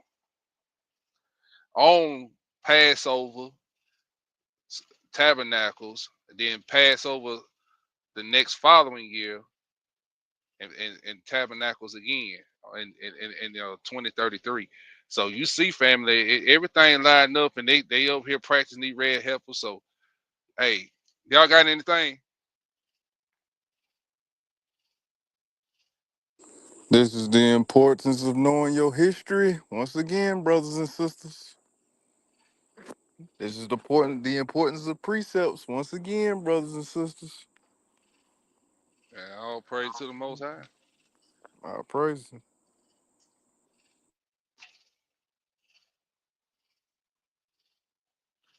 Everything lined up. Everything lined up. I mean, I just want to bring that out to the family. Like, I mean, look at this right here. The HR 1242, 115 Congress, 2017. What happened in 2017? Well, we had the Great American Solar Eclipse, right? At April 21st, 2017. Right? And then that same year, they commemorate Congress commemorated our 400 years being here. So, like I say, everything's lined up. Y'all talk to him. I got something else to get.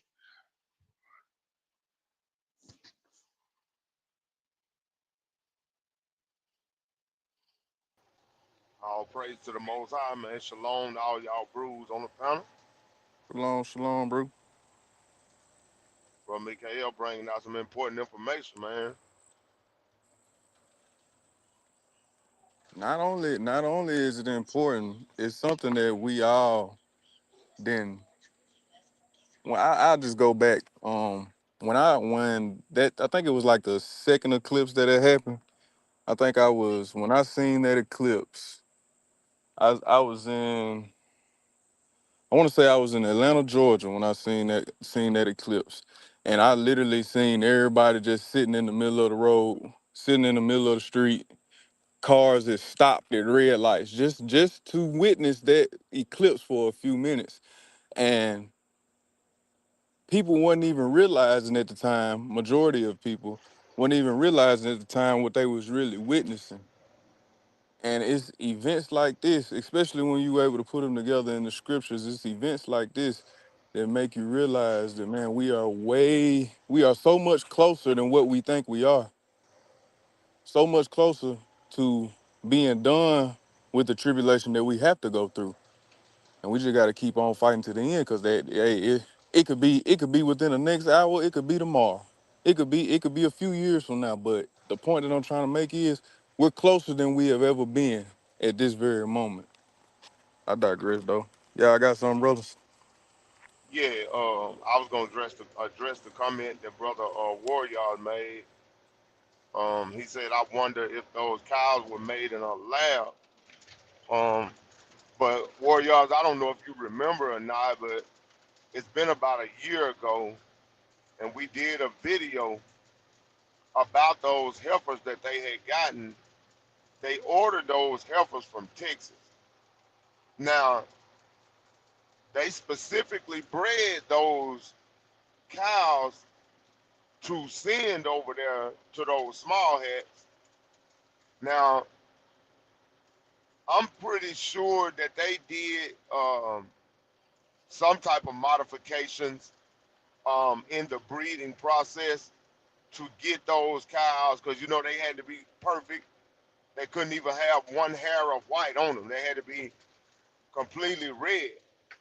And it took them some years to get those perfect cows that they needed for this process. So you can just about guarantee that they had something. It had something to do with a lab, Warriors. I beg to differ. I believe it was 100. They were straight. I don't believe they were loud. That's And just I'm gonna shut my. I'm not saying that they raised them in a lab, but they used I think that they used modern technology in the breeding process to get the cows that they wanted and to get the colors that they wanted. Check this out. Those red heifers only grow where the children of Israel are. That's why I asked the question, what state has the most African Americans? And it's Texas. I didn't let the video finish playing out, but that's the only place in the world where the red heifers are grown, was right here amongst us. So wherever we are, red heifers are born. But particular, what made them red heifers so significant, those heifers came from Rockwall, Texas, which was in the line of totality when the eclipse came through Texas. Mm-hmm. That was back in 19, wasn't it? 17. 17. 19. 17, 19. Hold on, I got it right here. All right, because there been so many dates throwed out. It was 2017 Hebrew. 17, okay. No. That eclipse that happened from Texas, that was the Great American Solar Eclipse was August the 21st, 2017. The this one, the Texas one, was what, April the 5th. I can't even read, it's too blurry. It wasn't 2019, was it 2018? Oh no, was it 2020? It was somewhere. But go ahead, Hebrew. Go ahead. Finish your point. No. That's all I was saying. I was just trying to answer Warrior's question. That's all. Go ahead. You got it. Now, I'm going to show y'all another video. And in this video, Hebrews, I want you to listen to how prophetic, taking everything we just brought out so far to this point, and listen to this. Watch this. Fair use. Rebirth of a nation. Hebrew kingdom building.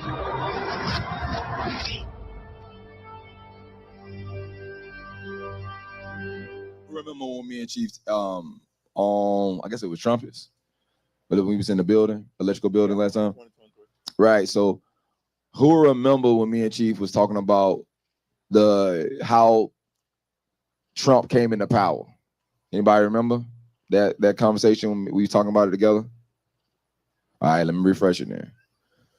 So there are people, right, who was behind Trump, behind Elon Musk, behind all the people that's in power right now, even the dude, the vice president, I can't think of his name right now.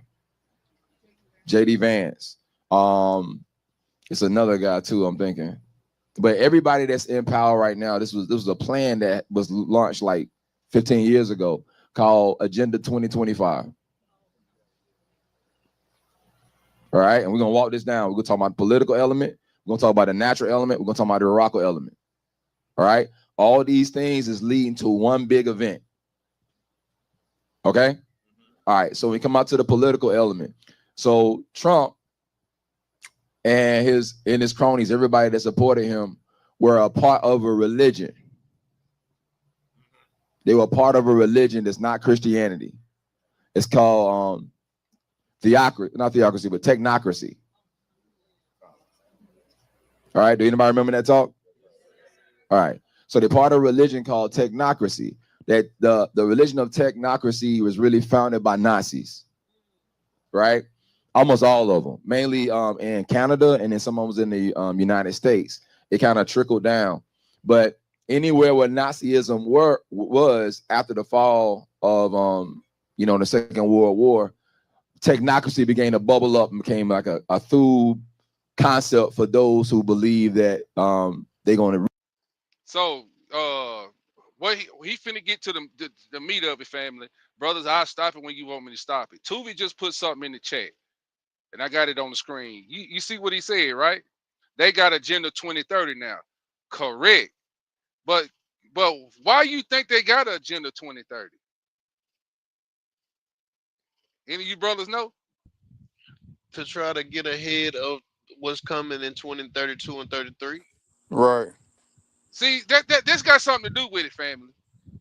This right here on the screen, they say they got an agenda. They doing the Agenda 2030 as we speak right now. But 2030 is when the plan is in full effect. Everything's a go. They got everything in place. They getting all the chess pieces on the board right now. But look what happened in 2032 and 2033. Why you think why they so gun-ho on 2030? Agenda 2030. Y'all talk to the family. I know something on y'all mind now. Well, it's like you read Salaki, like you read in Revelations, you know what I'm saying? This is part of the flood. That's when the levee break. That's right. Everything that some people ain't preparing for, things that some people are preparing for, the things that some people ain't afraid of, the things that some people are afraid of, it's gonna start happening. Mark of the beast. People getting you think people getting killed now. Wait till they ain't got no other choice but start killing people because they done ran out of time. And they don't want people to reach salvation. Think about all the governmental, like you think the government bad now. Wait till then when they ain't got, they don't care no more. They ain't gotta hide it no more. When they ain't got nothing else, they ain't got nothing to lose. I'm with Exactly. you. Mm-hmm. You think it's bad now? Okay. Go Now ahead. look. Let's pay attention. Now look what Tuvi put in the chat. What they say? Mm-hmm. 2030 is their completion date for the full implementation of the B system. And how long is the mark of the beast system? How long is it gonna last? How many years? Ain't it 14? Or is it 3. It's 3 three. It's years. 3 years. 3 and a half. So count Yep. 3 years from 2030. 33. 33. Yes, sir. That's why. That's why I said they doing that to try to get ahead of it, because they scrambling, man. Watch, in the next 2 years they gonna really start scrambling, because the closer they get to 2030 and the closer they get to 2032, bro, they know their time is completely up then. Cause I'm sorry, bro. This is the best it's gonna get for them. This it. I'm just being real, bro. They done reigned. They done enjoyed the fat of the earth. They done enjoyed everything on the good side. Mm-hmm. They've been first for a long time. Mm-hmm. So now the tide is changing. And bro, I'm sorry, man. I'm ready. Hey, he said he speeded up the time, bro. He need to speed it up some more. I'm ready to see man. I'm ready to see, bro.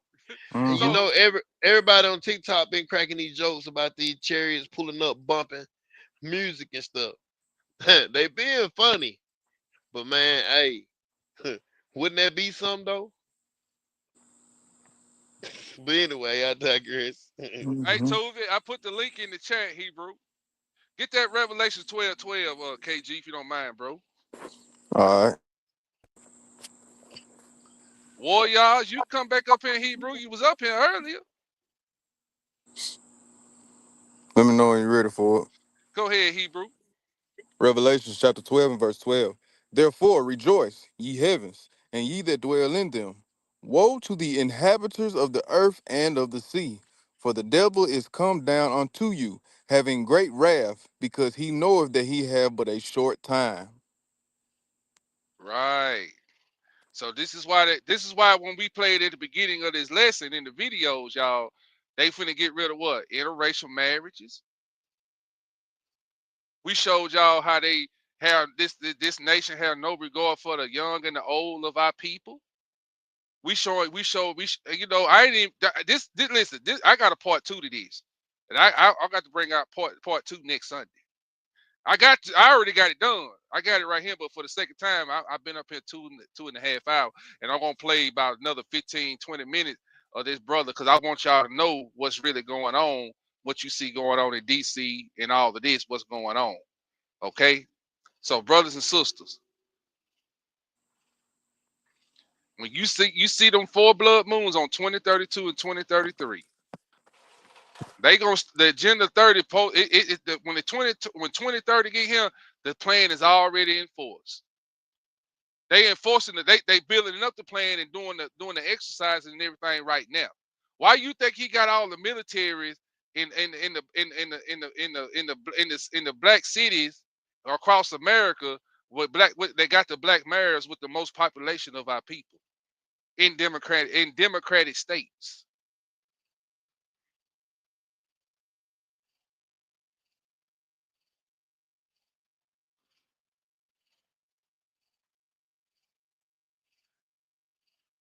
See, family, get your house in order. Get your house in order. Let me get back to the video.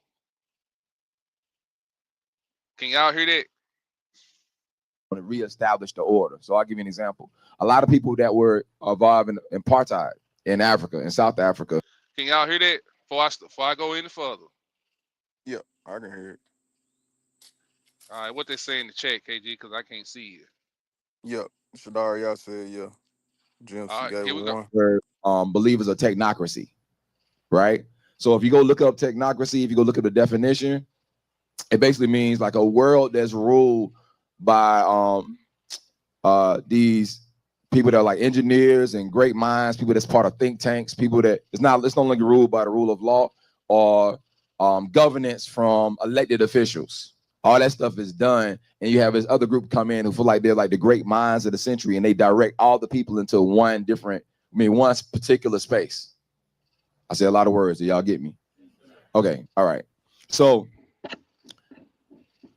one of the main proponents of technocracy was Elon Musk's grandfather. All right.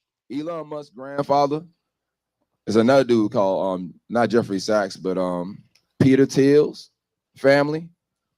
Y'all probably never heard these names, but Peter Thiel, Elon Musk's grandfather is a dude named David Sachs.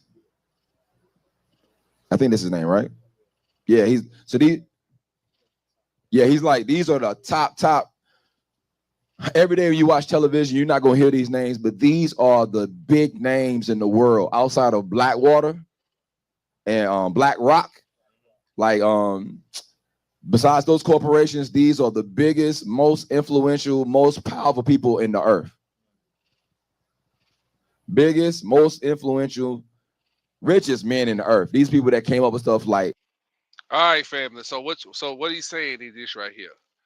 Those people that run apartheid in South Africa, who was under Donald Trump when he got into the White House?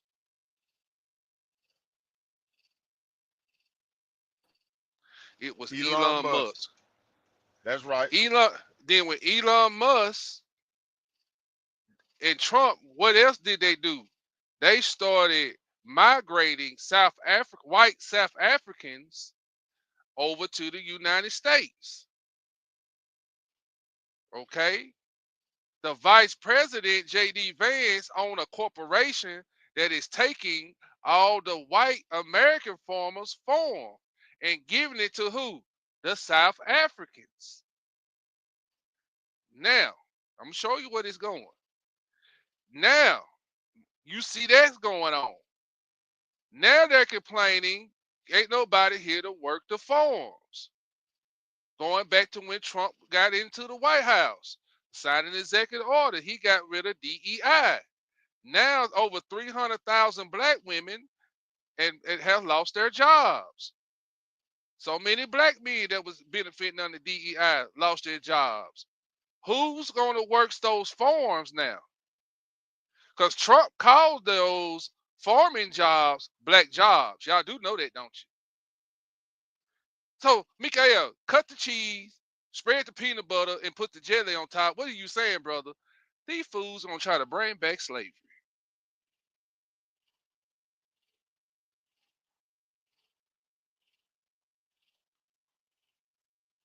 Oh, don't y'all get quiet now.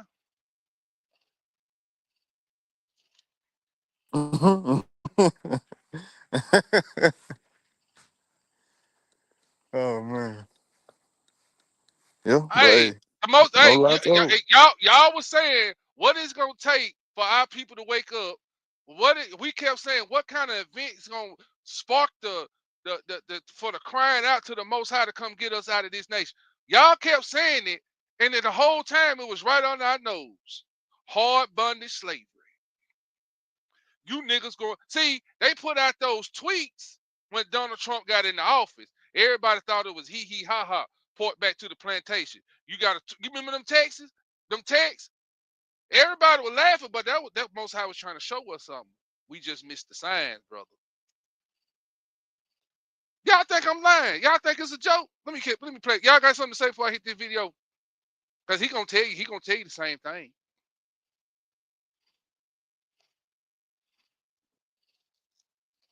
All right.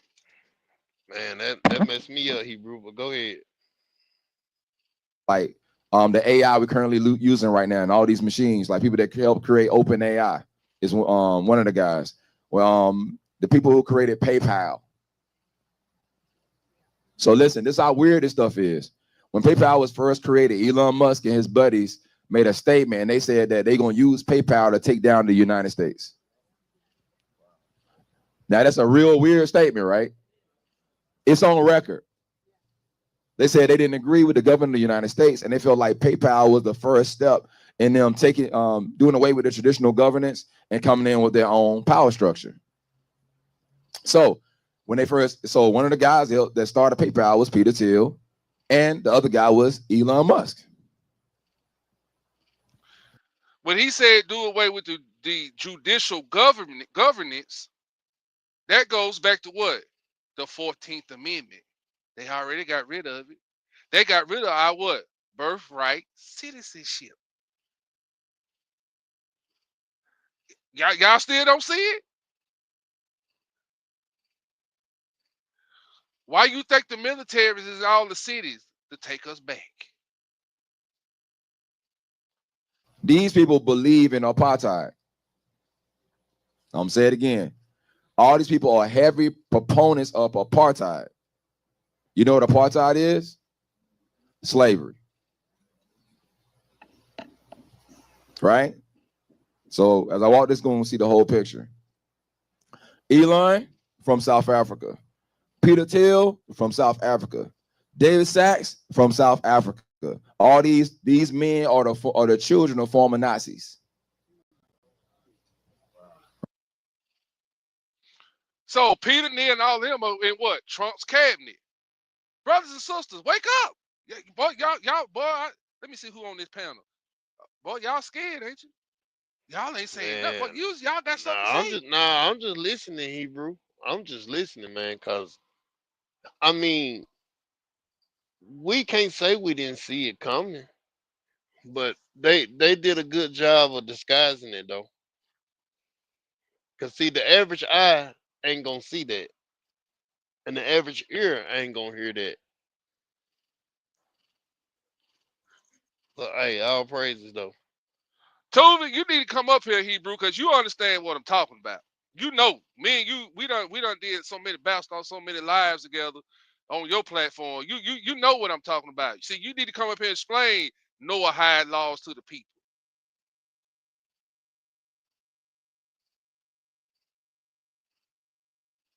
You need to explain. I'm telling you, man, this is some serious stuff we dealing with right here. Right?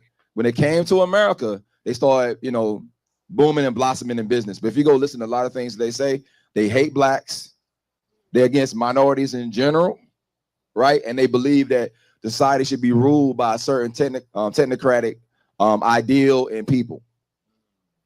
So this is the reason why nowadays they started all these different programs that are part of Agenda 2025. This is the reason why right now Trump is rounding up Hispanics and putting them in alligator Alcatraz, right? So part of that whole network is this place called Geo Group, and it's it's like 2-3 letter organizations, like basically like these. Talk to me, Tuvi.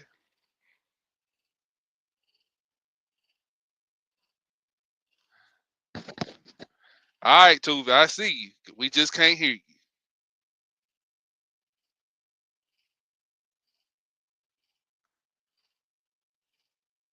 You on mute, Tuvi.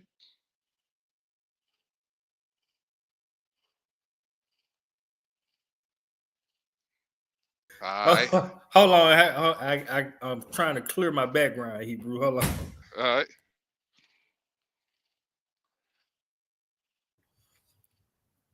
All right. Now, what was said? Shalom to everybody on the panel. Shalom to everybody in the chat, man. Shalom. Peace and blessings to all y'all and y'all families, man. Shalom. Shalom, bro.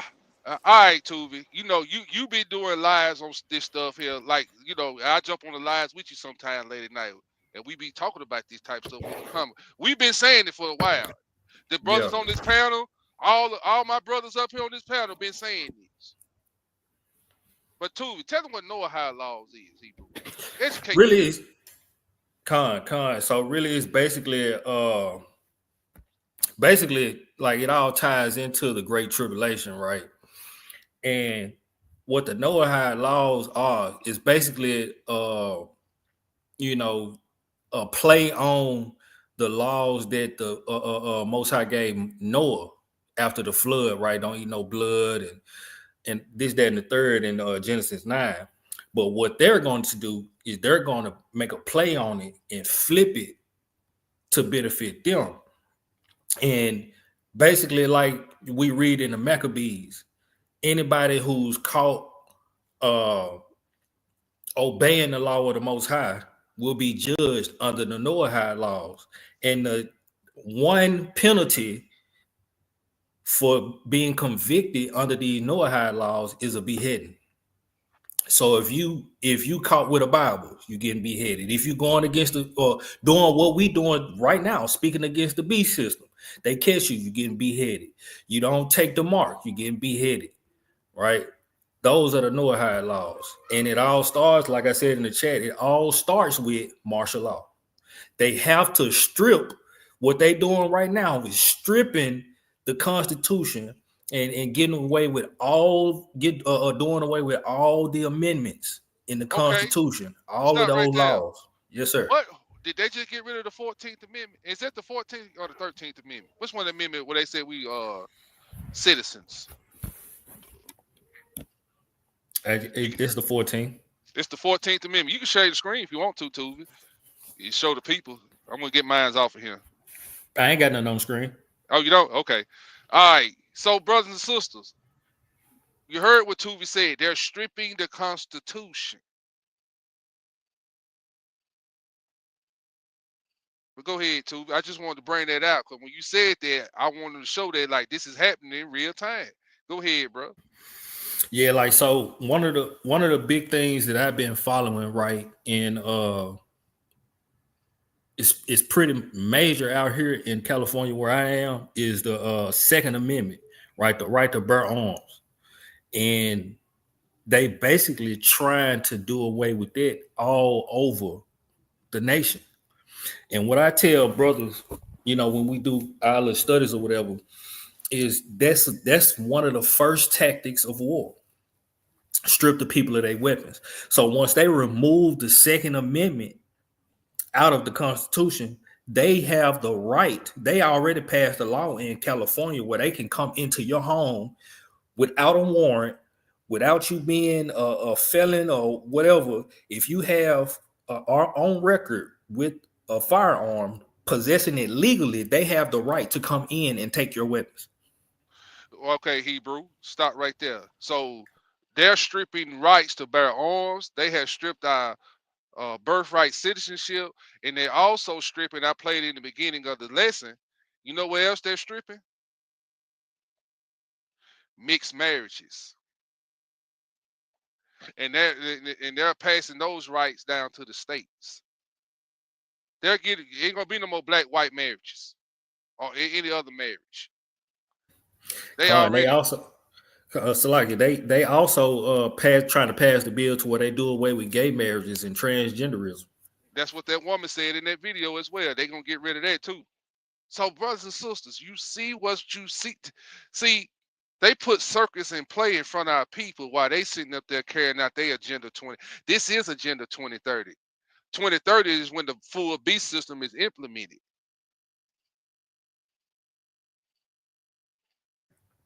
That's a fact. And you know, I was watching a brother, and he was basically explaining how, like, we're in a position now to where it's not too late, but it is too late.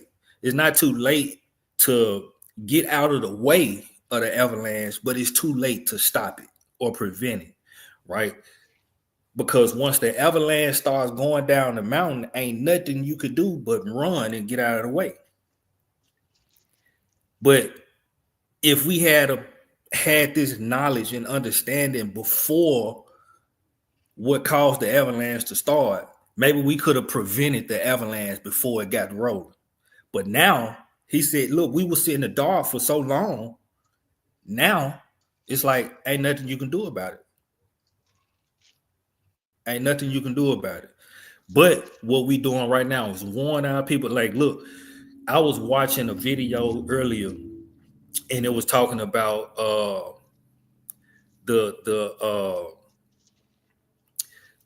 hidden knowledge of Huey in the Boondocks, and how, matter of fact, I want to play that video. It ain't too long. Let me play that video. Let me stop sharing my screen here. All right, go ahead, brother. It's basically trying to tell us, like, he was telling us to prepare yourself to survive the system. And I took that as we should always be preparing not to be a part of the beast system, but to come out of or stay away from, but survive the beast system, and do things like re-implementing the barter system where we can trade amongst each other and things like that.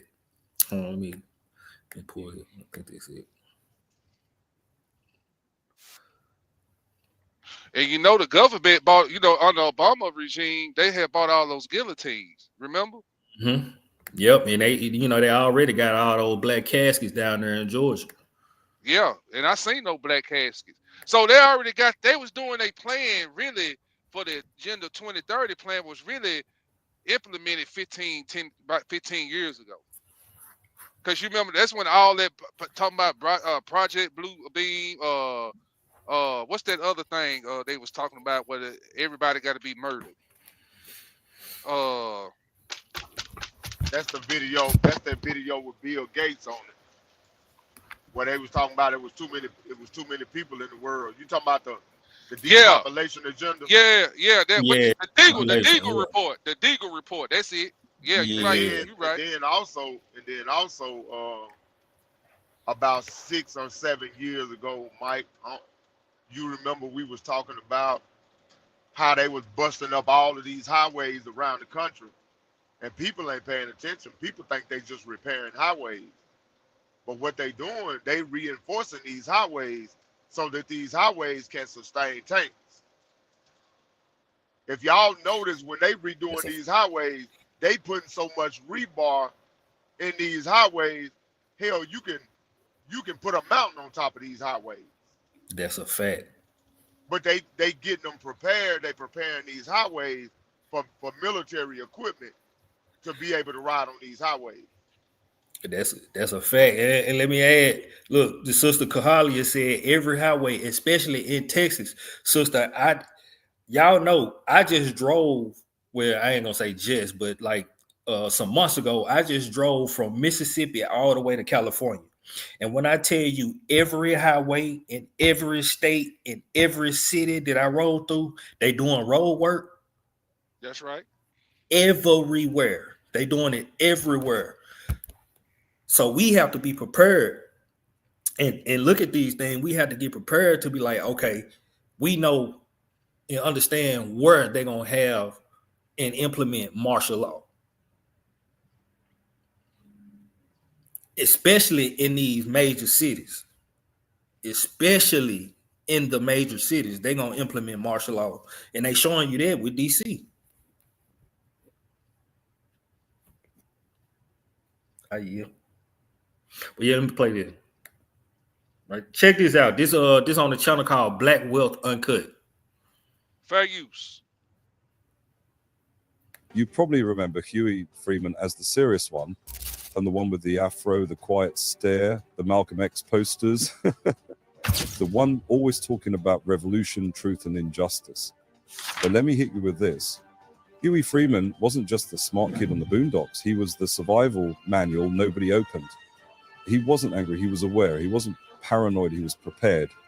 See, most people laughed at the Boondocks for its outrageous satire. But buried in all the chaos, profanity, and controversy was a quiet figure moving like a chess piece. That was Huey. And while everyone else was being distracted, he was studying. Every episode he watched, every argument he ignored, every move he made was all calculated.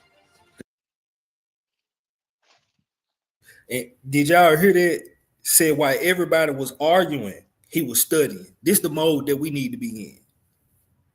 This the mode that we need to stay in. While everybody arguing, while everybody out partying, while everybody watching the game, while everybody doing everything else but seeking the Most High, we need to be studying. We need to be seeking the secret place. We need to be hiding under the shadow of the wings of the Most High.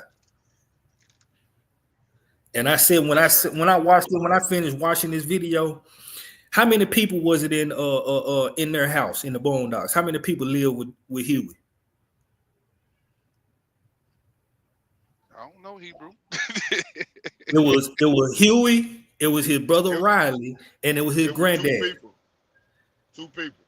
Right. It was Huey, his brother Riley, and his granddad. That's 3 people, right? How many of Israel gonna be destroyed? 2/3. What I said when I watched this video, Huey represents the 1/3 of Israel that is gonna be staying away and surviving this system until the Messiah returns. Watch the video. Hey, that's some good observation, Tubi. Tubi. Good observation. Praise. Huey understood something most people miss. The system isn't broken, it was built this way, so if you want to survive it, you better understand how it works. In this breakdown, we're going deep into Huey's philosophy, the mental weapons he carried in every episode. We unpack how he viewed media, power, and propaganda, how his mindset was his shield, and how you can take his lessons and apply them in a world built to confuse, distract, and destroy. Because Huey wasn't just a revolutionary, he was a tactician. Let's break the code. The first thing you need to understand about Huey Freeman is this. He doesn't react, he calculates. Where Riley explodes, where Granddad complains, where the world screams, Huey observes. He moves with intent, he speaks when it counts, and when he doesn't speak, he's still listening. That's not passivity, that's discipline. Huey is the embodiment of emotional control. And in a system that thrives on triggering your emotions, especially as a black person, that control is a weapon. He doesn't fall for traps. He doesn't argue for clout. He doesn't let someone else's ignorance pull him off his path. Think about it. Now, Huey rarely raises his voice. He doesn't seek attention. And when he makes a point, it's sharp enough to slice through the noise. That's what makes him powerful. In a world where everybody's trying to clap back, go viral, or prove something on social media, Huey reminds us that the most dangerous person in the room is the one who already knows the truth and doesn't need to shout it. That's not weakness, that's control. Let's be real. How many times have we let anger, pride, or ego cost us opportunities? How many times have we reacted instantly and regretted it later? Is as Huey teaches us to pause before we pounce, to observe before we speak, to prepare before we protest. This is why he reads constantly, why he studies history, why he trains his body and his mind. He's always sharpening the tools. So when the moment comes, he's not scrambling. He's already ready. Now, here's the lesson you can apply. If you react to everything, you control nothing. But if you move with strategy, you become the system's glitch. Most people are addicted to reacting. They're addicted to drama. Huey is addicted to purpose. And that's why he's dangerous to a system built on distraction. You don't have to be loud to be powerful. You don't have to respond to every insult, every trend, every trap. You just need to think clearly and move like your future depends on it, because it does. Real quick, if this breakdown has already given you something to think about, hit that subscribe button. This is Black Wealth Uncut, and every week we decode the hidden game behind culture, power, media, and money. We don't just consume the story, we break it down, line by line. Now let's keep going, because Huey's blueprint, it only gets deeper. Huey Freeman knew what a lot of grown adults still don't understand. The war isn't just on the streets, it's on your screen. If Section 1 was about thinking before reacting, Section 2 is about protecting your mind from the most powerful weapon in the modern system, media. Because let's be clear, the Boondocks wasn't just calling out racism or politics, it was constantly exposing how television, music, social media, and celebrity culture are weaponized to control what you value, what you chase, and how you see yourself.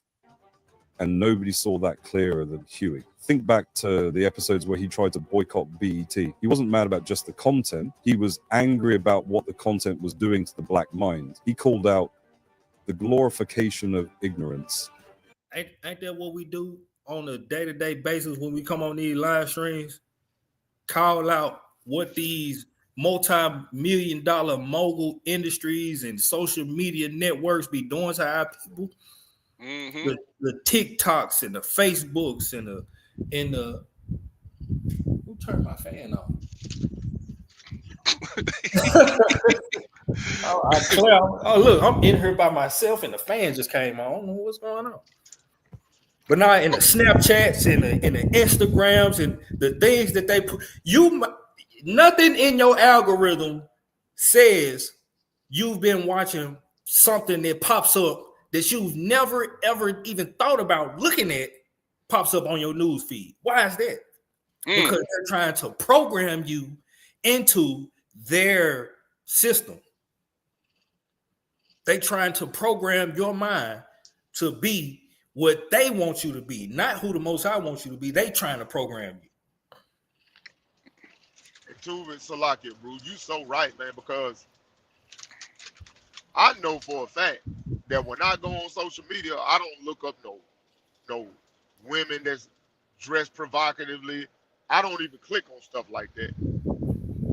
But lately, every time I go look for something like a lesson or some information for a lesson or something, that's what I'm. So the thing about it is, they get you interested in clicking on these women that's on there shaking their behind and that's on there without no clothes on. Now you over here with your mind on the Most High, you looking for a scripture, or you looking for some history, or you looking for something that's worthwhile, that's worth learning about. But if I put this naked woman in his face, it'll throw him off on what he's looking for. He'll click on that, and he'll start going down this rabbit hole right here. See, this the type of stuff that they do to our people. You sure right, Hebrew. You sure right. Yeah, yeah. Yeah. That's what they do. They put this stuff right in our face every day. Or they'll put something up there about the police killing a black person. You know what I'm saying? Something that's gonna cause you to get distracted from what it is that you're trying to do. Yep. What they call it, that's that MK Ultra programming, that mind manipulation with the social media. But hey, not only that, it had got so bad on Facebook, they done start putting porn on Facebook. I ain't been on Facebook in so long. They putting porn on Facebook. That's wild. I was talking about Floyd. I was talking about Floyd the other day. My cousin on the phone, I seen some Floyd jacks on the marketplace. Man, the rest of that day, everything I looked at had a floor jack on there for sale. Every commercial came on was about a floor jack. So yeah, they listen to your conversation. Anything you text to another person, they monitoring it and they putting it in your face. This is the world we live in. Facts. And it's all like he's saying on here, it's all to keep us distracted.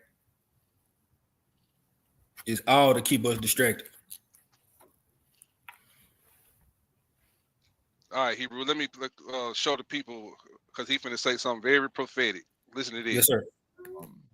Conglomerate tech people who are also invested in private prisons. So right now, Trump is going all over America and creating concentration camps. Right? The most popular one, again, right now we're talking about Alligator Alcatraz. There's a couple of them in Texas. Trump bought a bunch of land out on the border of Texas and Mexico, specifically to just fill concentration camps. And so when he came in, he started signing all these executive orders. Every executive order is about the imprisonment of minorities or the deportation of minorities. Because one of the main tenets of technocracy is that you get rid of the lesser classes of people. Wow. Y'all follow me? So when you start reading about, I'm gonna get Chief to read this. When you start reading about technocracy, yeah, in a second. That thing about re-immigration. You gotta pull up right now, but that's so when you go start reading about technocracy, one of the main terms they have is a term called re-immigration. Have anybody ever heard the term re-immigration? The first time I heard it, I thought somebody pronounced it wrong. Pay attention, family. Listen It's a real thing, and it's one of the main components of technocracy. You understand? So, as we speak right now, well, not as we speak, a couple of weeks ago, Trump made business trips to go to African nations to start prison camps and concentration camps in Africa. Yeah, Swaziland. He went up to Rwanda. He went to Sudan, right? And he's basically setting up places for the deport anybody that's a minority to these potential concentration camps on the continent. And the reason being is because right now they fall behind in the economy. And that's a whole nother talk. We be talking about that. But the gist of it is the American dollar is on the verge of collapse. The BRICS nations are rising up. The BRICS nations have made deals with all the countries in Africa, right? The future of everything is AI. So for the future of everything is AI, what he just said, right? So, brothers and sisters, how did America attain her wealth? How did she get to this status to where we at today? Through free slave labor. So in order to compete with BRICS, what do they got to do?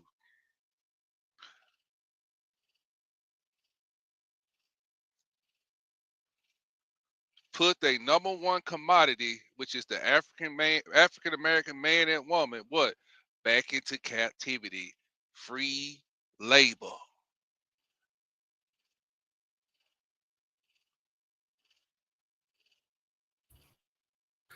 Y'all And okay? if I may add, Hebrew, you 100% on point. But I was talking to a brother the other day, and we was talking about this same thing about the dollar collapsing.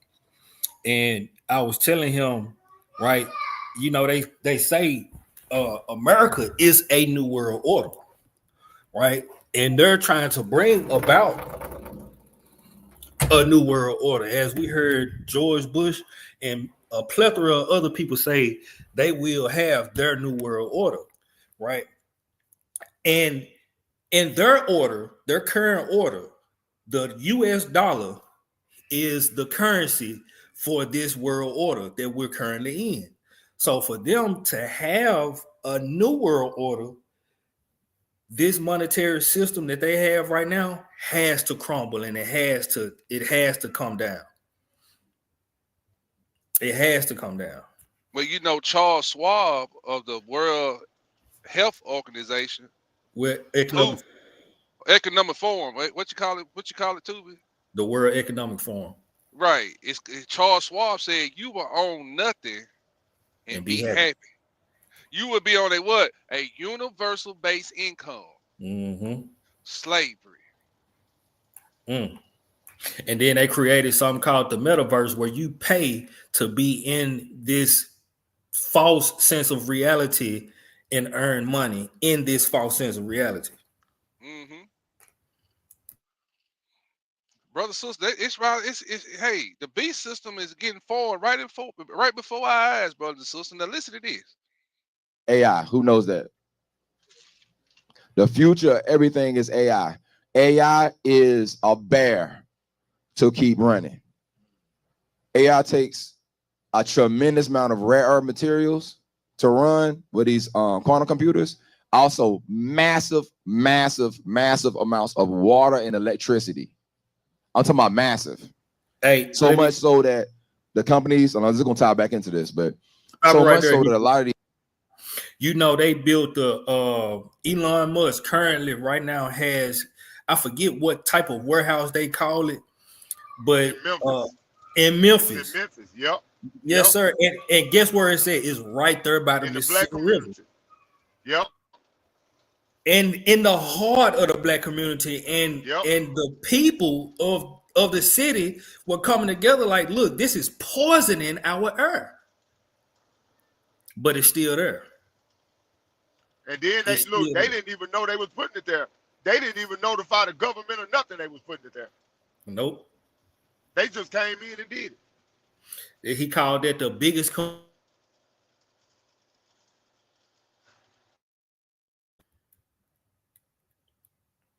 You can play it, Hebrew. What you say? You say they call it the biggest what? Computer. And it's in Memphis. It's in Memphis, Tennessee. And look, the transponders that it take to run this thing is so huge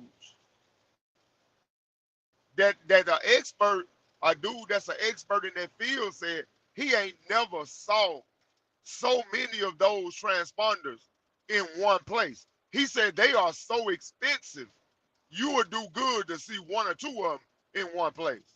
In Memphis, it's a whole bunch of them.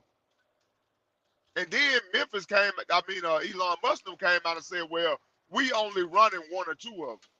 But the people that live over there say they running all of them at one time.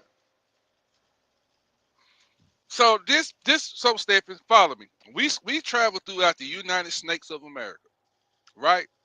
That's right. What source of energy are we starting to see pop up throughout the countryside of America? You said what? Say that again. What energy source are we seeing popping up along American highways as we travel? What you talking about? Solar panels? Yeah, solar farms. They putting up solar panels farms all up and down the interstates. Mm-hmm. And don't forget those turbines either. Now, we seeing them. The windmill. You seeing a lot of those too popping up now. Makes sense. Mm. A lot of these companies are annexing places in South America and taking over their whole water supplies, like of countries, small countries. Because it takes that much water to run these machines. It takes that much electricity. I saw a stat. It said it takes OpenAI, ChatGPT uses more power to run than California, the state of California does in 6 months.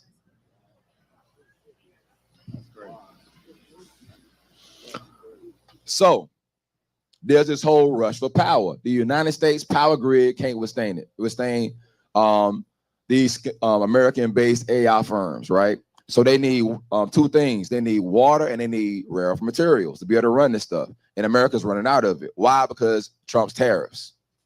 I know I'm jumping around, but you got to see, I'm trying to connect the dots for you.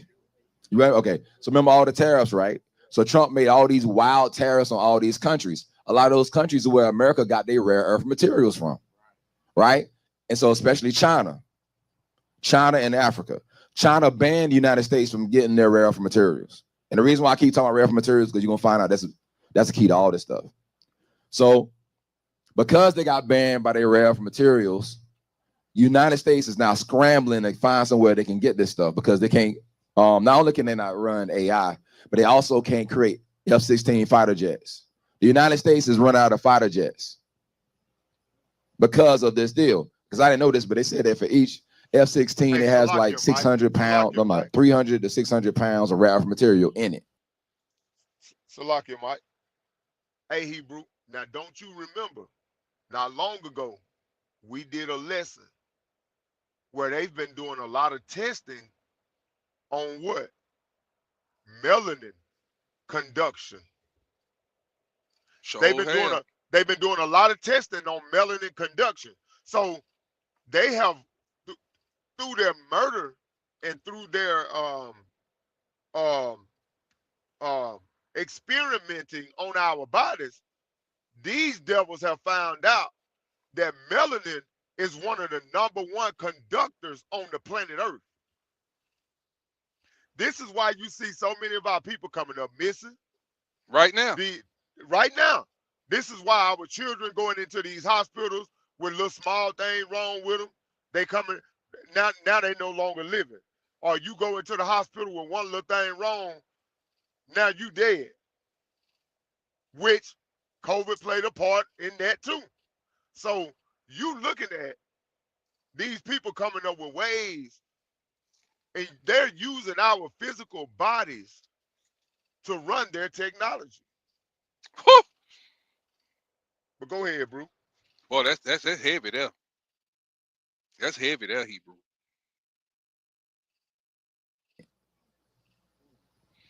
For each one, right? So they're running out of fighter jets. They're running out of stuff for AI, and they follow behind in the war with China. I know I'm saying a lot, y'all. Y'all follow me? All right. They fall behind in the war with China. So what's the solution? Go to Africa and make deals with them for their rare earth materials, because everybody else go to Africa and what? Rape them. We talked about that earlier about uranium and all that kind of stuff. So Trump is over there and making deals with these presidents for what? Rare earth materials. So if their plan is to get rid of all minorities, but they also have a plan to mine rare earth materials on the continent, who's going to fulfill that job? Slaves. How do we know that? Because also, while this whole thing going on, jobs are being lost every single day in America to AI.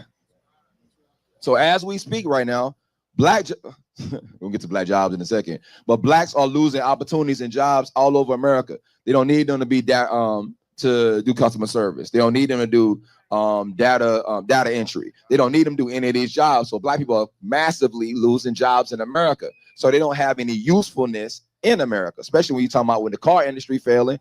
Also, Trump's been cutting jobs for federal jobs. You know, a lot of black people like to work at federal jobs. And whether it be mail or, that's look, it's adding up, right? It's so ironic that black people are just miraculously losing their jobs in America at the same time while people in Africa are welcoming us back and creating reparations, and you can buy land for little or nothing. Just come on back. Come on over here. A lot of our people are selling their homes in America and moving over there to Africa to be slaves.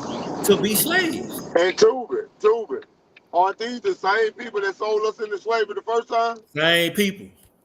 Okay, go ahead. Oh, say it again. They didn't hear you, brother.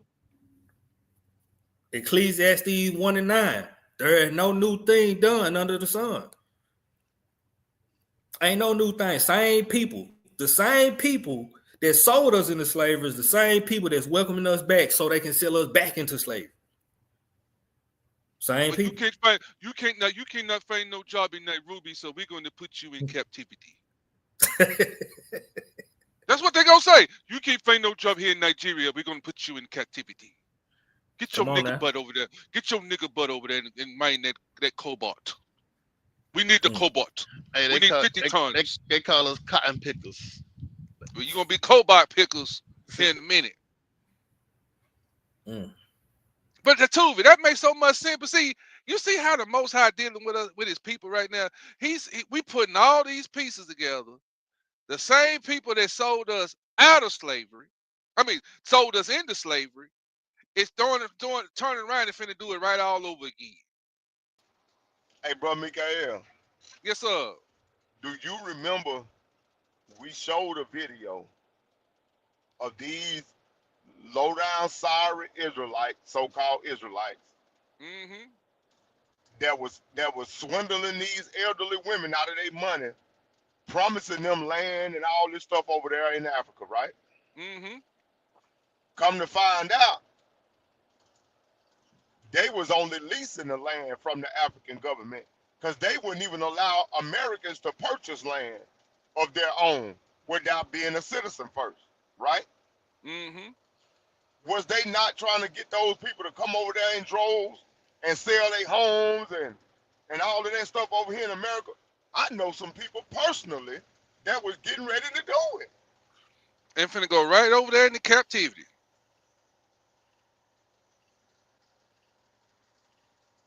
You know, Africa was doing that year of return. Y'all remember that? All of this, these folks been playing in our face for the last 5-6 years with this mess, man. Yeah, that was 2020, wasn't it? Yeah. Yeah, that's Teo Ministries, Warriors. Yep, that's exactly who it is. Flee. Who it was, I wasn't gonna call them names, but yeah, that's who it was. And it wasn't just them either. It was some more of them with them too. Everybody talking about this flea doctrine. And look, I ain't the brother that created, he wrote the book Hebrews to Negroes. He is now teaching that Ron Dalton. Yeah, he is now teaching that Israel is in South Africa. It's in Africa. That's right. That's not right. only Africa, he's teaching this in South Africa. Yep. And what he teaching? He talking about the elephants and the rhinos, and he wanted to debate on that thing right there. Yep. But you know what, Tubi? I can't think of the African guy name, but he's some type of African witch doctor philosopher. I know you know who I'm talking about. He always wear that thing on his head all the time. And don't get me wrong, the brother is very intellectual. That's who done got Ron Dalton over there and convinced him of that. I'm trying to think of who you talking about. He got a real funny name. It's an African name. He got some little beady eyes. I can't think his name, but he always had those little fly things all the time, like to swat flies and keep flies away from you all the time. I can't. It ain't coming to me. And when I get it, I blurt it out. But yeah. That's who Ron Dalton is over there dealing with. I saw I saw a video where he was at in this tribal leader's house, and this guy, the same guy I'm talking about, was there too, and they was teaching Ron Dalton that doctrine about Africa, Jerusalem being in South Africa. But go ahead, Hebrew. Well. Everything coming all out in the open. Here we go. Joshua. Is it Joshua Mapunga?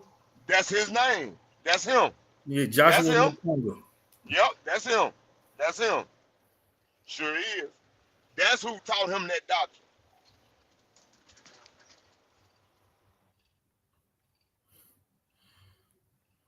But you want the Gentiles to get the kingdom with you. The airport or whatever, blah, blah, blah. So all them jobs are getting cut. Plus AI is taking over all those jobs. So it's less and less of a need for Negroes. Also, again, like good old Amos talking about, they also putting them out of the military in droves. So you got to ask yourself, why is Trump hell bent on taking all the black people out of the military? You really need to sit down and think about what I'm telling you. Why is he going to try to get all the black people out of the military? People of higher positions, allegedly, from what I've been seeing. They're removing all these people from the military because they're about to stage some kind of big move. And the big move is slavery. You ain't got to believe me because 2 weeks ago, Trump was talking about it. Salakia. Now I'm not gonna go as far as to say what this brother right here is saying, but I will say that a lot of the stuff that they doing, they definitely setting up something. Now I'm not gonna say that they're gonna try to put us back into slavery, or that's what they're about to do. I'm not gonna go as far to say that, but I do see what he's talking about. You know, it's a lot of stuff that they putting in place to get ready to try something. But we already know, Hebrew, that we're gonna have to go through the tribulation. You know what I'm saying? And if this might be the tribulation that they preparing for, you know what I'm saying? But I feel what he's saying though. But go ahead, bro. I feel like I think it's slavery, and I understand what you're saying. I'm not saying you're wrong either. I'm not saying I'm right. But when he say slavery, this is what I see. In order you to participate inside this beast system, you have to take the mark. In order to what? Buy or sell. Those would be the slaves. But those of us that refuse to opt into the system, we are the ones that I guess we would be considered the remnant. Though that this is what Satan gonna cast water out of his mouth like a flood and come out to the woman that bore the man child and come out to the Israelites that keep the commandments of the Most High. This is what I see. Okay, now you talking about language. Now I'm with you. You know what I'm saying? Now that's biblical. What you saying now?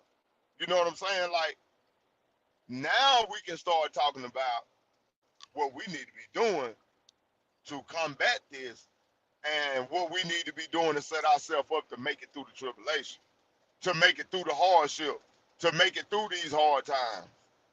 Because it's definitely coming, and it's coming fast. Yes, sir. I definitely agree with that. It's right on our heels. Well, you know, I brought that script out in the beginning, like Satan cast the flood out of his mouth or whatever coming. So that, I mean, it's I don't know, family. Like I said, all of this was dropped on me in the last 4 days. Kid you not. He was being interviewed at Alligator Alcatraz in Florida, And a woman asked him, I wish I had to put that video in there. This is like all over the news. You can go look this stuff up. So the woman asked him and said, what are you going to do about all these migrants? Because we round them all up, put them in prison camps. He said, well, you know, what we can do is we can turn them all over to the farmers. And he said, you know what we do? We'll call it farmer responsibility. Kid you not, Google farmer responsibility. He said, then he went on to say that he's going to establish deeds. He used the word deeds. That's crazy. So why is he going to give them to the farmers? I'm telling you, this thing is real convoluted. Why is he going to give them to the farmers? Because also all over America, farms are having issues. Why? Because they deported 70% of their workforce. They got rid of all the who? The Mexicanos, right? The Mexicanos. Got rid of all of them, or a majority of them. The Venezuelans. Like, for instance, Nebraska. Nebraska is about to file for bankruptcy. The state of Nebraska is about to file for bankruptcy. I'm telling you all this stuff. I'm trying to tell you how real what we're facing is. Right? And then I forget it says a couple other states. I don't know if it's Iowa or whatever. But then also you got the stuff going on in Texas. So I've been watching videos because a lot of Texas farmers are losing their whole workforce. And so because they're losing their workforce, they can't take care of the farms. So you know what they're doing? They're burning all their fields down to get insurance money. I'm talking about all over Texas. They're burning their fields down to get insurance money because they don't have the workforce. And then you got white people online talking about bringing the black people here. I'm telling you, I'm watching videos and they saying this stuff. Right? Now remember, when Trump was on his campaign trail, he used the term a lot. He called it black jobs. What were the black jobs that Trump talked about? Farming. Y'all forgot? Trump will go on these tirades about black jobs. Black jobs is like a whole hashtag at one point in time because it was all over the news. Like, why are you trying to say that agriculture is black jobs? Why would a man who believes that agriculture is black jobs get rid of all the people who are currently doing those jobs? And while he gets rid of those jobs, he gets rid of what? Citizenship. Yeah, go ahead and play that. Good. Like slavery to me. Sounds like slavery, Hebrew.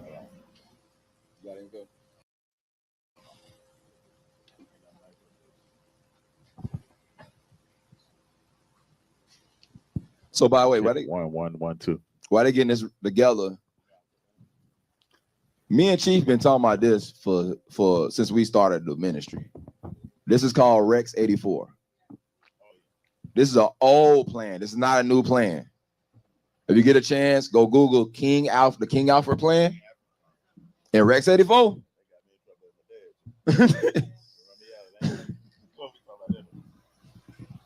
All right. You've talked recently about the idea of finding some way to get farm workforce and service sector workforce. And I think you've discussed somehow a program of people leaving on a sponsorship and coming right back. Can you give us a little more detail about that and why, in the view of some hardliners, it's not take care of our farmers and hotel workers in various other people right now? So we have a case, a lot of cases.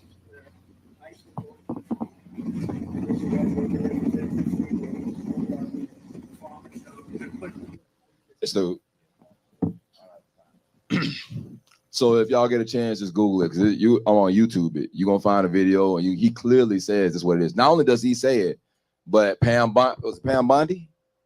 No, it was the lady. So listen, the lady who was over the Department of Agriculture. Y'all heard what I just told you?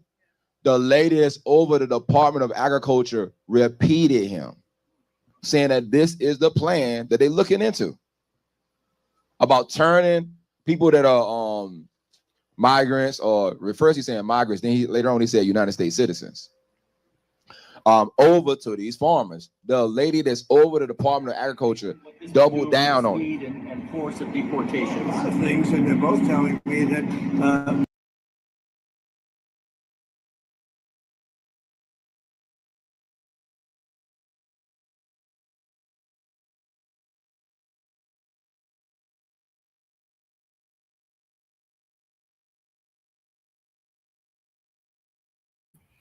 I don't know if you speaking, Mikael, but you on mute. All right, yeah. Okay, yeah, I'm gonna end it right there, family.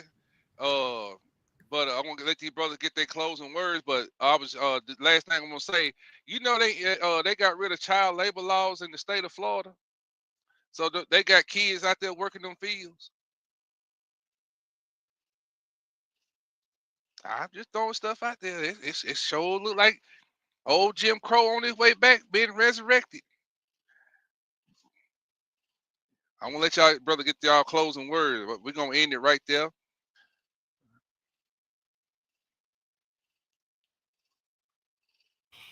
But I just say, man, it's a blessing to be upon here with y'all brothers again. It's been a long minute. Y'all know my background, but all praise, glory, unto the Most High. Excellent information is brought forward, man. Like I said, I watched that video yesterday, and I was gonna bring it out last night, but I had to hit the snooze, button.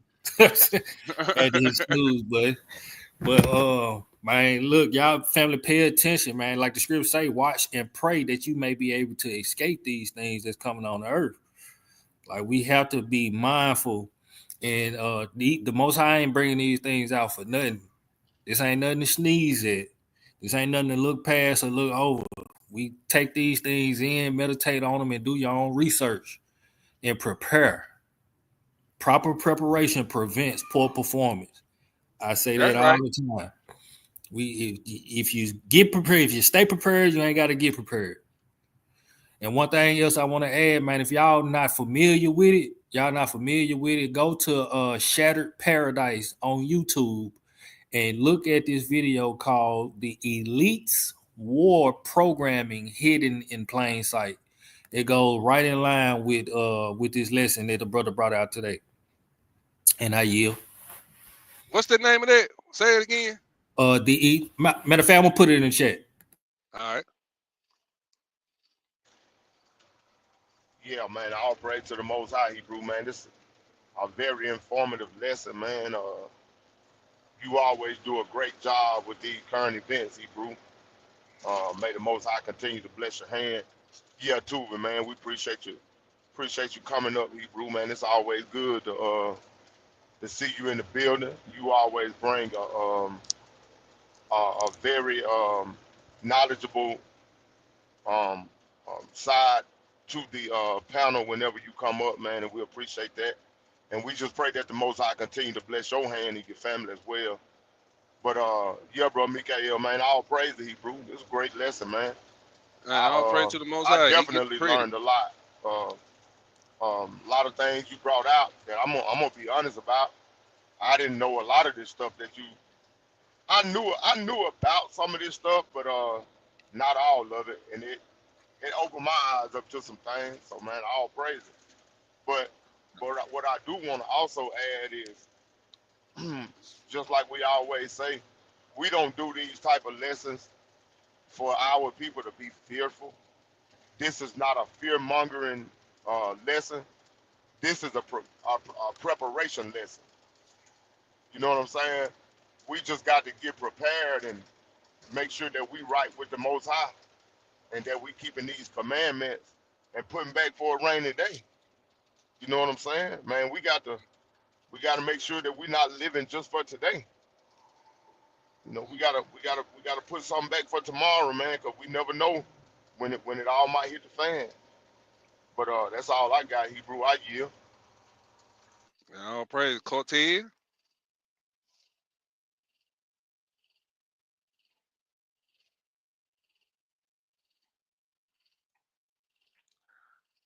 Cortez.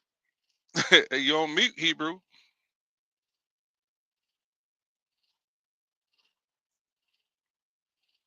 Okay. Yeah, he might have stepped away. Go ahead, Hebrew. Well, all I want to say, family, stay prayed up. Pray for your brethren. We're going to be praying for you. Okay, there you go. Go ahead, Cortez. Last words. Can you hear me now? Yeah, I hear you. Okay, I just wanted to say, man, excellent lesson, bro.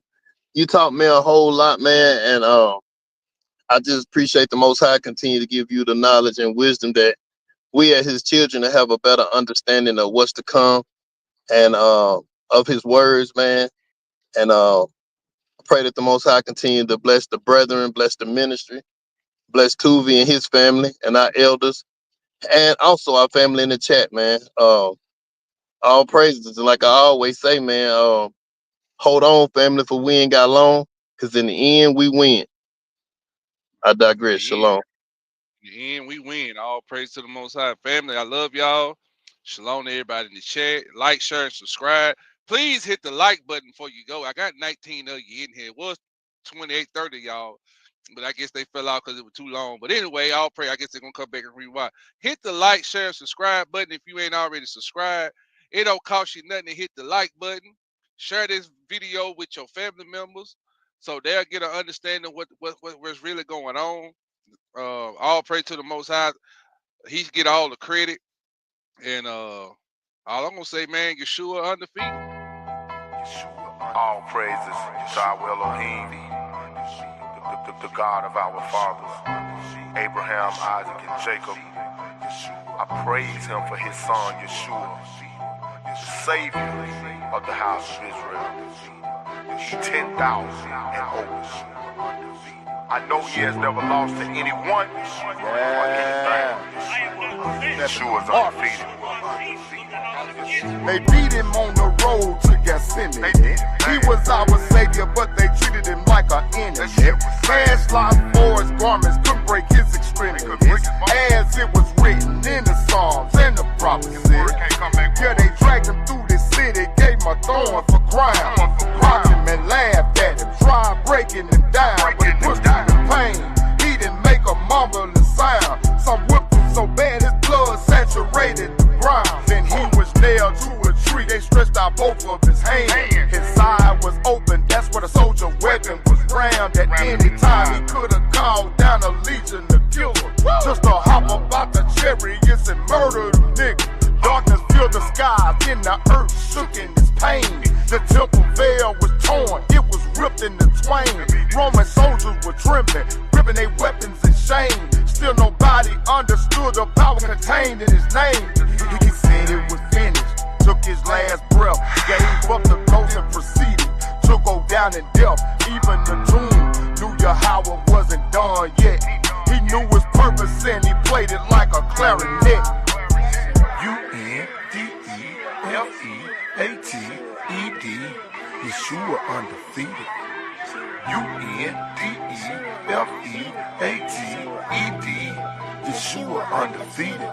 They laid him in Joseph Barra tomb and sealed up the grave. The guards patrolled 24/7, sure that he stayed. The guilty scattered like poachers when they running from raid. Afraid of the words he spoke and the promises made. 3 days the world was in silence, our people overwhelmed with doubt. Hell threw a party thinking they can count him out. Demon laugh and dance as they scream and shout. He who laughs the loudest, lining through the crowd. Way deep in the depth, he shattered the chain, took the keys from Satan, and he broke the restraints. Death had to yield, and all of his power was drained. Now every knee got to bow at the sound of his name. U-N-D-E-F-E-A-T-E-D,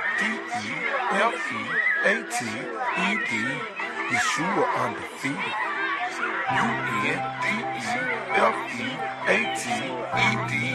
Yeshua undefeated.